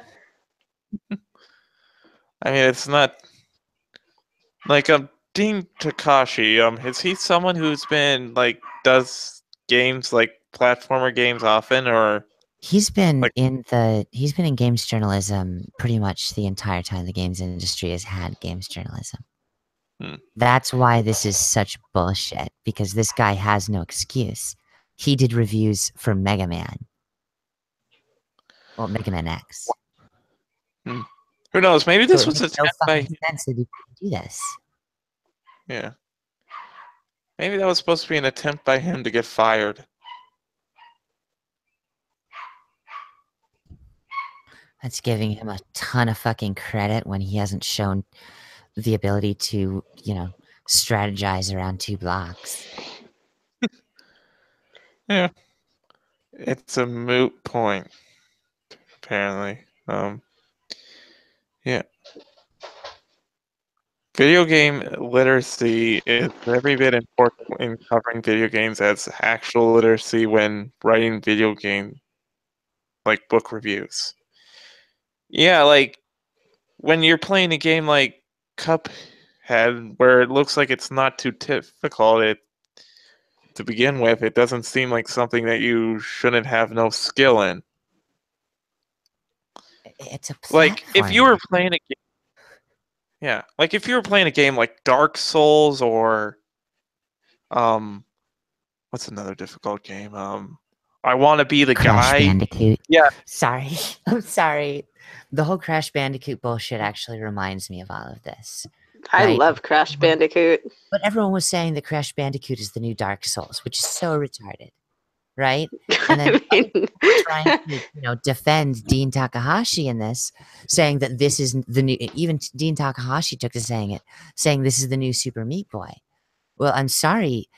Just because those are the only two difficult games you know doesn't mean that that's what these games are. Yeah. But if it was like a game like that, then I could somewhat excuse it because those games are built to be hard like that. But Cuphead, it looks like at best a new Mario platformer type thing. It's like it doesn't look like something it's gonna take too much to get a handle on. He didn't even get to the part of the game that's actually hard. The fucking platforming bullet hell. Hmm. I mean, that's what I'm looking forward to when the game comes out. I have a huge love for bullet hell games. Mm. The little, Have you ever played micro movements around. Have you ever played the game I Want to Be the Guy? I haven't played I Want to Be the Guy yet. It's on my list of things to play eventually, though. I heard it's like a really difficult game. Like it's a game that's meant to troll you. Yeah. It's one of those games that's designed around a meta idea. Yeah. In the past, game journalist panned a role-playing game called Mass Effect with a bad review, not knowing how to level up. Never played Mass Effect, but I assume that would be simple. in Well, After uh, he in the actually. chat, the Okay. idiot is asking, what kind of review did he give Mega Man? I just Everything else remember is his just name. disgusting, but I just remember his name from a copy of what was it? One of the early magazines. That's where he got his start. And yeah, that memory stuck with me because I fucking loved Mega Man for the rest of my life. Yeah. And like, I don't know, it seems like with YouTube nowadays and like the Let's Players, it seems like there's no further use for games journalists. I don't think there is a use for games journalists. I've been on this opinion for 3 years. Games journalists are worthless in the face of being able to make the opinion yourself watching someone else play. Yeah. Especially when they do it via live stream where you can see all the challenges and stuff. Yeah, and talking about it, going like the completionists out there who will do let's plays where they go for 100%. Doesn't fucking matter how long the series goes, right? Yeah. Those are really awesome because you can watch that and get an opinion of it from the first episode, or you can fall asleep to 40 episodes of someone digging oil out of the ground, as I've been doing with Jacksepticeye recently. Excuse me, Yeah. Jacksepticeye. Jacksepticeye. Yeah. Time to make a troll account. I've lost what I was thinking about there again. I'm sorry. No, it's fine. It's not your fault. Like, yeah, like one thing that comes to mind, like that I was thinking is like thanks to Let's Players and stuff, it's like some games that may have been forgotten are being rediscovered, or games that probably would have never been discovered in the first place are being discovered. It's Dwarf like Fortress growing huge because it's gotten all the attention from Let's Players, specifically that, Quill 18. yeah. What was that one game that got a huge amount of popularity because of people playing it? Like, I think I've mentioned it before, but FNAF is another game that probably would have fallen off the map if it wasn't for people like Markiplier playing it. Oh, Markiplier is completely to blame for, everything after FNAF 2. Yeah. And then you got channels that have built an entire like thing all around itself, like Game Theory, which kind of took off in a major way after FNAF kind of reared its head out. Mhm. Like, 'Cause people I don't know. really I guess what I'm lore. getting at is like FNAF didn't give him that. what? Oh, Well, I mean, FNAF had a, it had lore, but a lot of the lore that is out there now is kind of the result of the audience and not the original intentions of the developer. that's a hard thing to say though at this point. Hard to know which was Scott's intention and which was what people put into the game. Yeah, okay, at this point it's really hard to tell what's what, but between FNAF 2, FNAF 3, and FNAF 4, there was a lot of pandering, for example. Hmm. Not to, Yeah. I honestly, I don't have much opinion of the game whatsoever because, like everyone else, it lasted about 2 minutes on my computer. Yeah. For me, it's like I'm more interested in seeing the videos on the lore than the actual game. Right? And the same thing with that other game, Undertale. Like that game would have gotten its success necessarily if it wasn't for people playing it on the internet. Undertale is a really special case, though, because I think it still would have gotten a remarkable cult following, Yeah. but I don't think it would have been the underground success it was without the help of Jacksepticeye. Yeah. Yes, it did. Like, I don't know. I think like we've kind of gotten everything with the game journalists. Like, you shouldn't be bad at games. And yeah, game journalists are now kind of worthless in today's gaming culture. Like, I don't see anything left to comment on this article. I'm loving. Oh well, no. Here's one thing. Takahashi thought that the decades-old Warhammer 40,000 series ripped off Gears of War's designs. Wow. Warhammer, really? Well, the panda former. Okay, let's see what else. Let's just see. Okay, This let's poster's just put it out there. Every fantasy thing ever is a ripoff of Tolkien and D&D. Fuck everyone. All of that's a ripoff of the history of England. I mean, Yeah. I wouldn't say so much the elves and the orcs Well, stuff. they're the legends that were also told during that history. Okay, here's one hot take, I guess, from the.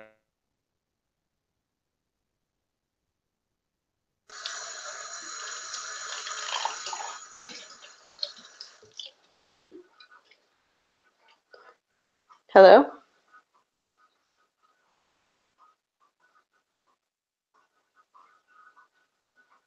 Hello? And that he called the game's creator to complain about its difficulty. Hey, Mr. Game Creator, this game is too hard. Remake it. Uh-oh, bye, Power. Are we all still I don't together? know. Can you hear me? I can hear you. Now I Okay. can hear you. Oh, hi, Yeah. Power. Power went off for a minute, and now it's off again. Okay. Maybe someone's trying to prank you. But gamers are obsessed with hard games. Well, maybe it's because as a whole, video games have kind of gotten easier as of late. The walking simulator genre. Yep. Like, a lot of them hold your hands nowadays. Yeah. Oh yeah. Like, maybe the reason why they're obsessed with hard games is because challenges aren't as common as they used to be. Yeah, I think that's all I got on this. And the last article thing I found that I thought was kind of interesting. Wait, Whatever. I got a really good limerick first. A Okay. right twisted wench from Caprice orgasmed every time that she sneezed. To the druggist she went and laid down her last cent. Said, "A barrel of snuff, if you please." Wow. I haven't been paying enough attention to you. I just focused on reading.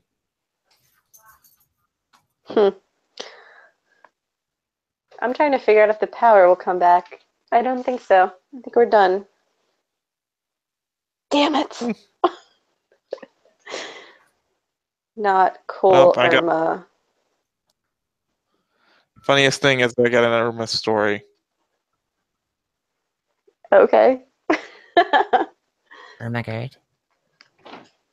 Yep. Do not shoot at Irma. Florida Sheriff warns after. I saw that shit. Oh my god. Oh my god. Somebody said that to me. If you shoot into a hurricane, the bullet will come back. Yeah. Running Guns, I think, was the one that said that. Given the large number of gun owners in Florida, the Patrick Sheriff. It's like they keep writing this shit like we've never been through a hurricane before. Listen, motherfuckers, this is like number 4 on the year. Like, we always go through this shit. They did the same thing with Harvey. They're like, oh, Florida's taking this seriously because of Harvey. No, nigga, we always take this shit seriously. Sorry. That's just how it is. It was distinctly Floridian twist.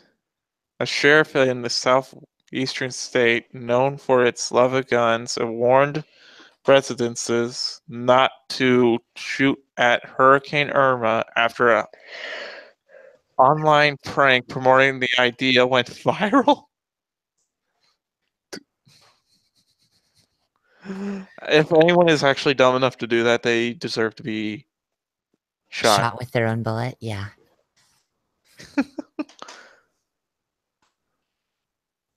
To clarify, do not shoot weapons at Irma, the sheriff of Pasco County on the state's west coast tweeted last Saturday as the storm made landfall. Do not turn around.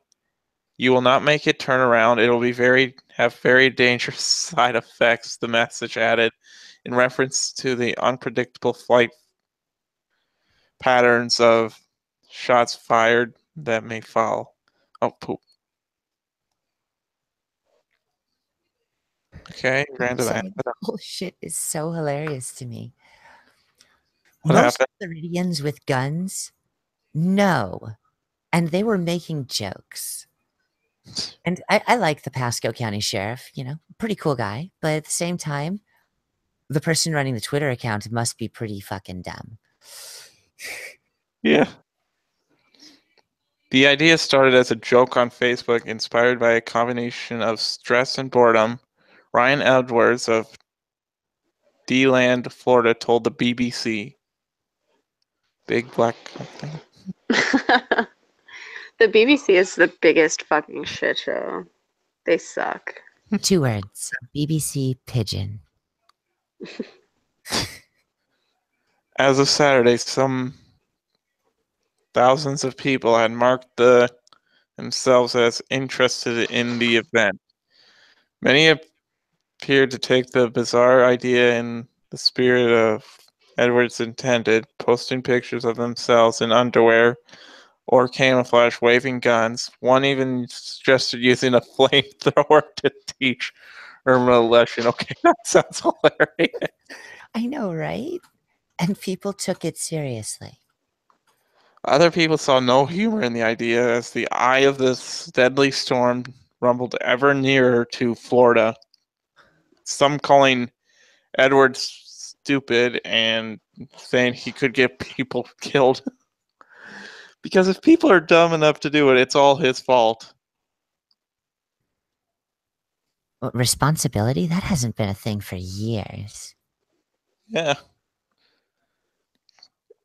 Given a large amount of legal gun owners in Florida, the Pasco sheriff decided it was necessary to clarify things. Edwards, whose Facebook page shows a bearded man and a young tattooed man. Oh, wait, okay, I see. Holding a gray cat, acknowledging himself that things had gotten out of hand. Yeah, because idiots started complaining.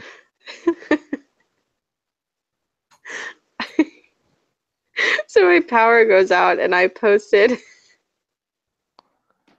Somebody posted. They've been posting on this thread about getting naked or running around in your bikini or something.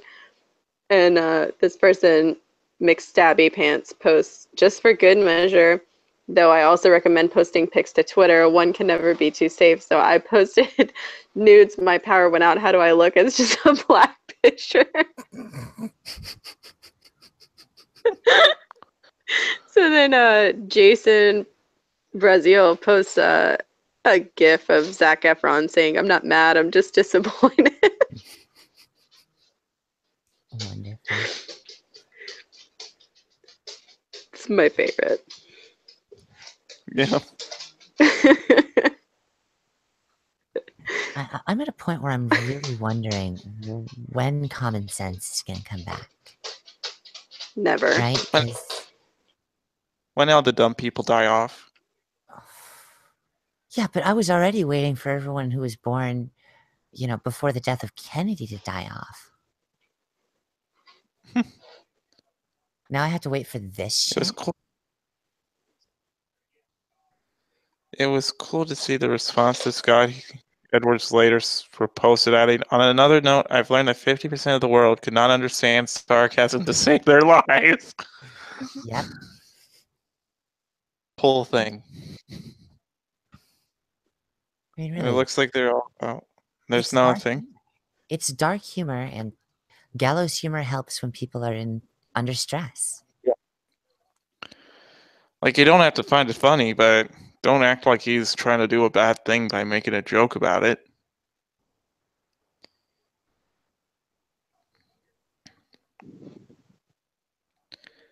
Ugh. Well, that's all I got on that article. Yeah, it was a short topic, but a good one. Yep. That was fun. So, is there anything else you guys want to talk about? I want to talk about those nudes Harley's taken. Yeah, my nudes. Sorry. Everybody wants to talk about my nudes. Chat's popping off. Of course. I mean, I could describe it. Everyone should ugly people by law. What? Should not prefer ugly people? Describe. I'm confused. What? You should describe it in like a poetry type of way. I like Jew pussy. Oh, I'm not poetic enough. Seeps could describe it to you poetically.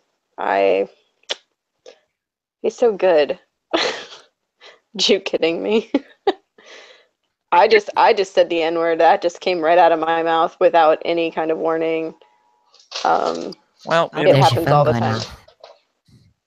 Yeah, that's my fellow Floridians in my house. My phone, I turn those things off.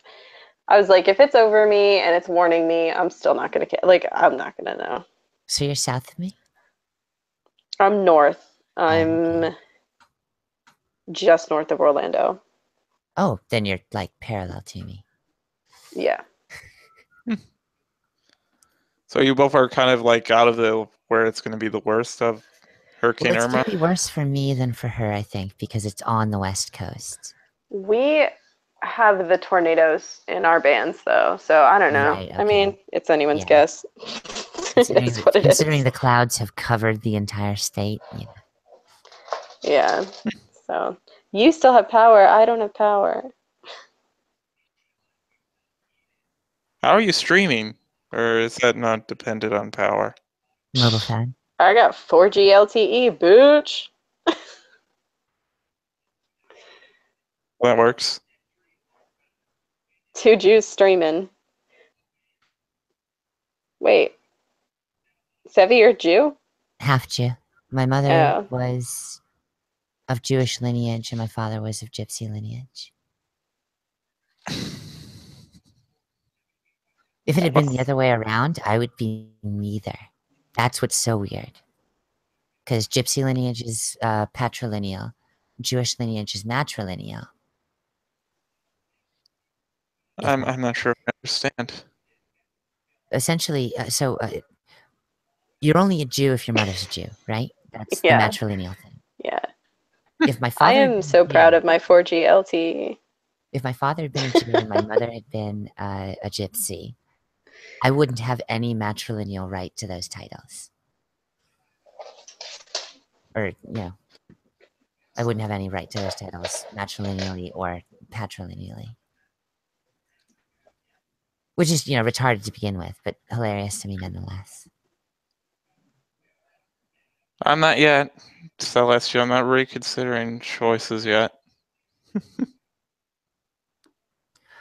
Let's go for another dirty limerick. How about one about a werewolf? On the moors Kelly walked in a daze. She'd bark at the moon and the haze. Still, her friends weren't concerned, for by now they had learned. Once a month, she would go through this phase. I'm going to dedicate this one to Seeps. I love him. Hung like a horsey, don't you stop. Don't let your dick go flippity flop. Your cock goes hard, you flip me round. Giddy up, we're anal bound. I don't need a muzzle, just thrust in your muscle. Just go wild into deep thrust mode. We're not in a hurry to make your McFlurry, and we know you have a heavy load. Hung like a horsey, don't you stop. Just let your cock go slippery slop. You kneel me down, down on the ground. Pull it hard, you're facial bound. I'm a little wet. That's nice to know. Emperor's reconsidering his choice of stream mates.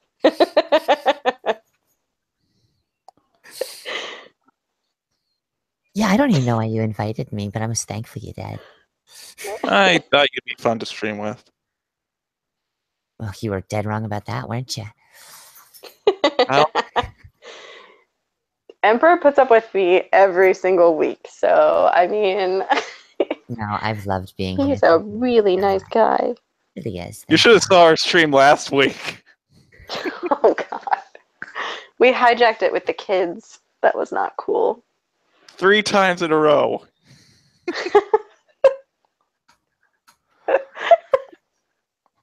We get off the subject, and he can add one word in, and then it was just like kids, kids, kids, kids, and he's like, oh god. I'm actually starting to get a headache, so I might need to go soon. Well, thank you for joining us. Oh yeah, I'm gonna stick around as long as I can, but with the weather changes, my headaches are gonna be pretty bad. Oh, same. That's the worst part about the pressure. Is it like wrecks your head? Mm-hmm. Let's see, what's some good articles? In case you're wondering, I'm hijacking MSS News. Ranting Monkey used it for his stream for his stories. Oh. The McFlurry part. There's something that Ranting Monkey doesn't have. Erotic poetry. Honestly, I actually asked him if he would have been willing to join, but apparently it's his wife's birthday today. It's my Twitter birthday today. My Happy Twitterversary. Happy shitposting day. Yeah, I have been on the twits for 5 years. That is He 5 years of he- my life wasted.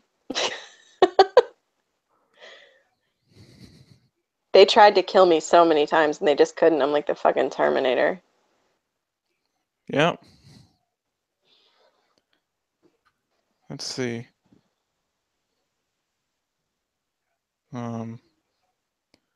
Lots of stories.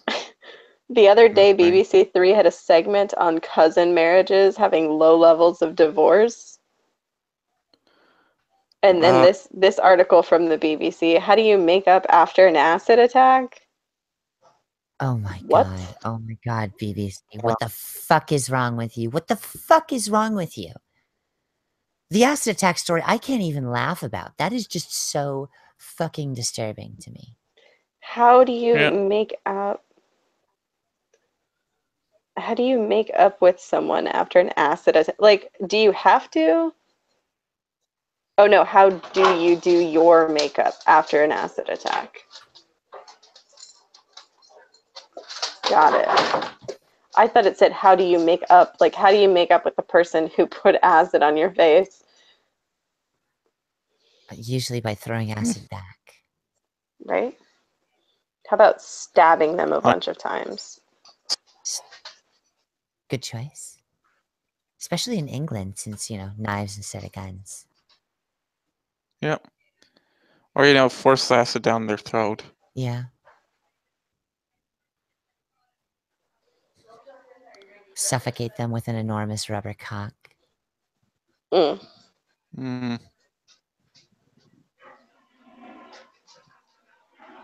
I'm not sure how to react to that. That's how you prevent a Muslim from going to heaven. The Greatest American Hero TV show is being remade with an Indian woman in the lead. Which Indian woman? Greatest American. I'm not sure if it's Native American Indian or Indian. Is it the one that goes? Or is it the one that goes? Thank you for calling technical support. Tech support or a casino? Yeah. Pretty much. I'll slip in you anytime, Allie. Who wouldn't?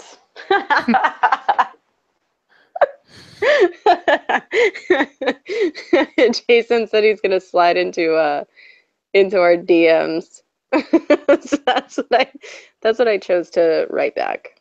Slip in me anytime. American Just Indian. that American Indian.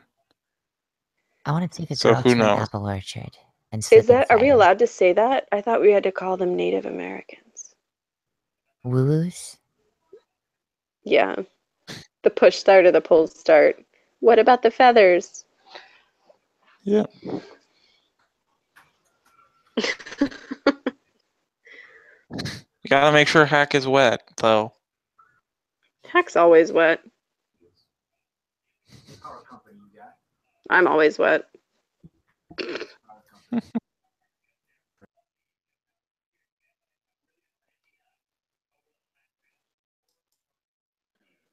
I forget what I was doing. Juanita.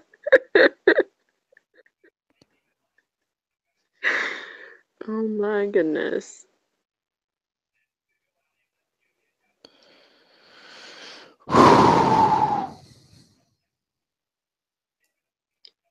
Ugh. I'm so bummed about the power. It's gonna get so hot in Hey, this the power house. company might be shutting us down in a minute. Oh, they might be shutting off your power? Yeah. That's weird. That's actually not a bad idea.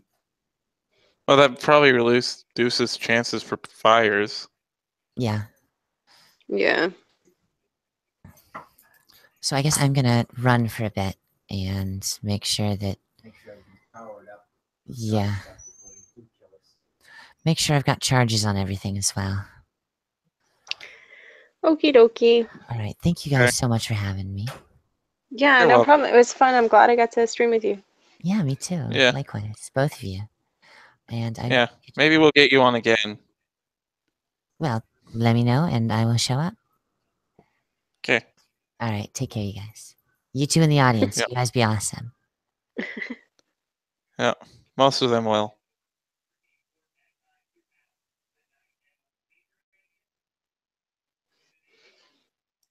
That was the- Brownouts. Ah, Let's see. I was trying to get an article up I just found while browsing the MSS News.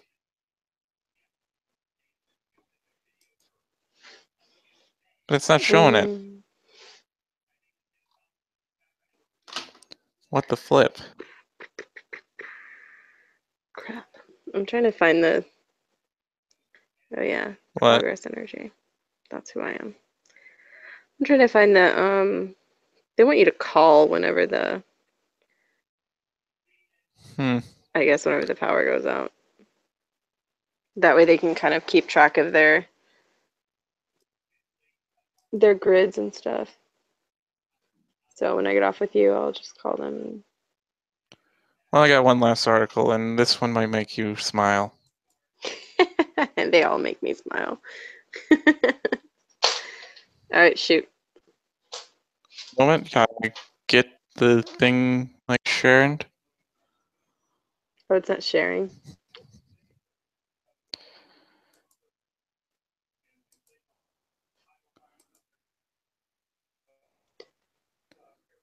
Well, Do you in see the it okay? meantime, Well, it's still loading, so what were you no. gonna do? Oh, I said in the meantime. Simple Simon met a pieman going to the dock. Said Simple Simon to the pieman, "Let me taste your cock." Says the pieman to Simple Simon, "Show me first your ass." Says Simple Simon to the pieman, "Indeed, I have gas." Simple Simon went a pounding on the pieman's hole. Says Simple Simon to the pieman, "Any hole's a goal."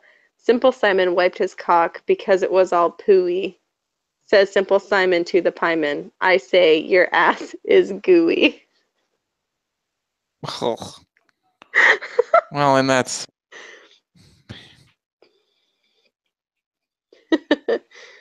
If you're horny and you, oh, this is a song. If you're horny and you know it, warm your hands. If you're horny and you know it, warm your hands. If you're horny and you know it, grab my cock and then you blow it. If you're horny and you know it, warm your hands. If you're horny and you know it, climb on top. If you're horny and you know it, don't you stop. If you're horny and you know it, golden shower, you can flow it. If you're horny and you know it, ride me hard. That doesn't make any, that one didn't,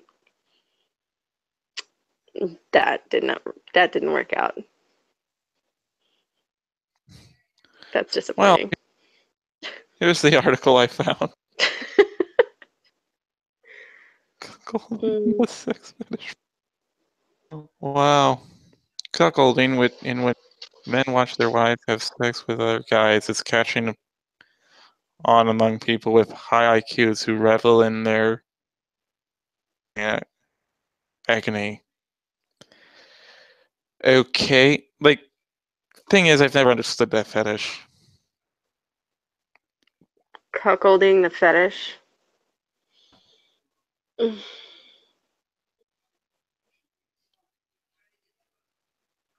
When he hears his wife moan with pleasure while she has sex with another man. Yeah. I Okay, one don't. moment. What? I don't think, for me personally, I would like it if my man wanted me to get fucked by someone else.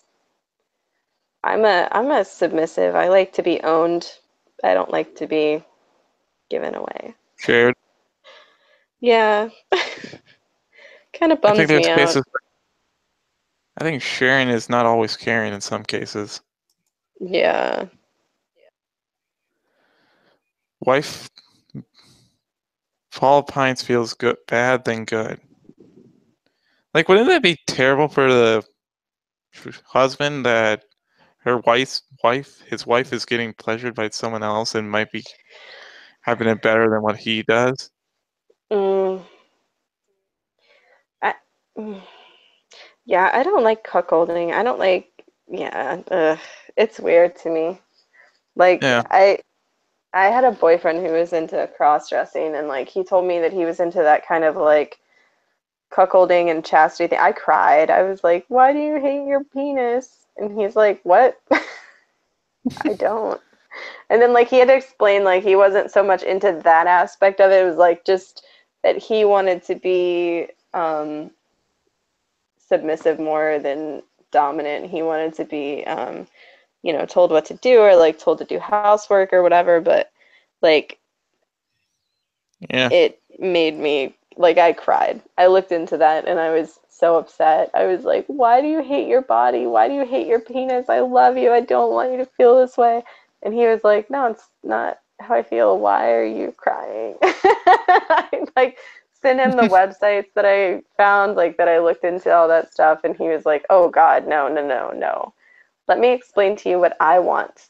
And what I feel are hard limits for me, and like that would be one of them. He's like, I most definitely don't want to watch you fuck somebody else. It's like, Well, okay. Paul's wife tells him that the other man is much better at sex than he ever was. All feels worse than better. So this guy is just a narcissist, or whatever the term is. Yeah. Of course, when he does, he arranged this accounting in which he watches in agony as his wife makes love to another man, and almost as soon as it's over, he starts planning the next one. Who owns the relationship? What? Like, I don't get it. Like, I imagine, like, in this case, she'd be in charge and not him. I don't know.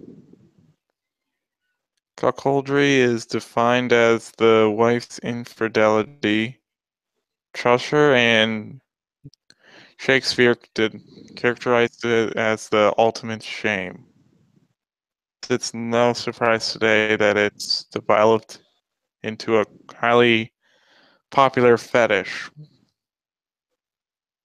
Why is that? Why has it become popular? Like, I know that a lot of people use it as insults, but I wouldn't think that'd have such an impact.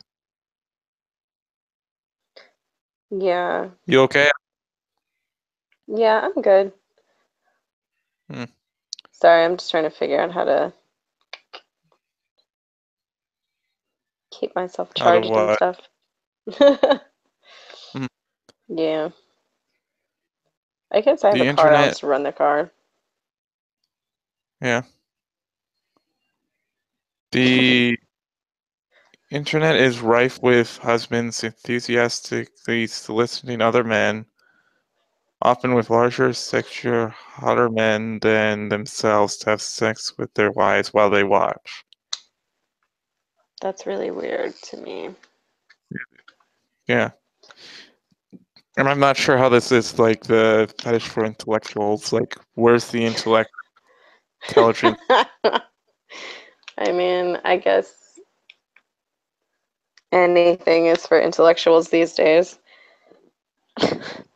Ask Steve Shives, isn't he into that shit? I would imagine. I can't imagine his wife is happy with just him. Although, what is it when a woman is cucked? Because Steve Shives probably has a vagina and his wife probably has a penis. I've seen both of them. That's a good question. Like, is it only man watches the woman? It's not the other way around. Yeah. Like, so there's not a term for if a woman watches her man get fucked by another woman or whatever. I don't know. Huh. The high point of cuckolding is when your wife says she wants the other guy all the time and never wants you. How is that a high point? How would that be a high point for anyone? I don't know. That's And wouldn't really that like weird. lead to the wife leaving this guy for that guy? No, it's weird. Oh. Ugh. Steve Shives fucks his stuffed animals while his wife watches. Every time I think of a cuck, I just think of Steve Shives, but then I have to remember he has a vagina. Yeah.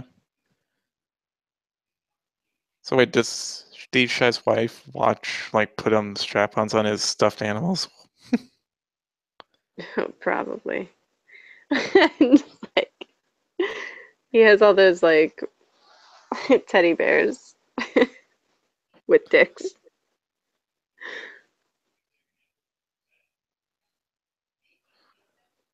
One moment.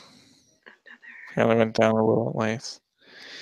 This isn't swinging, and it's not a threesome. Yeah, it still don't make any sense. I don't know. I think I'm getting tired at the moment. A lot of men are into like humiliation Well, yeah, and like being submissive. yeah, which is weird to me. I don't Yeah, like that.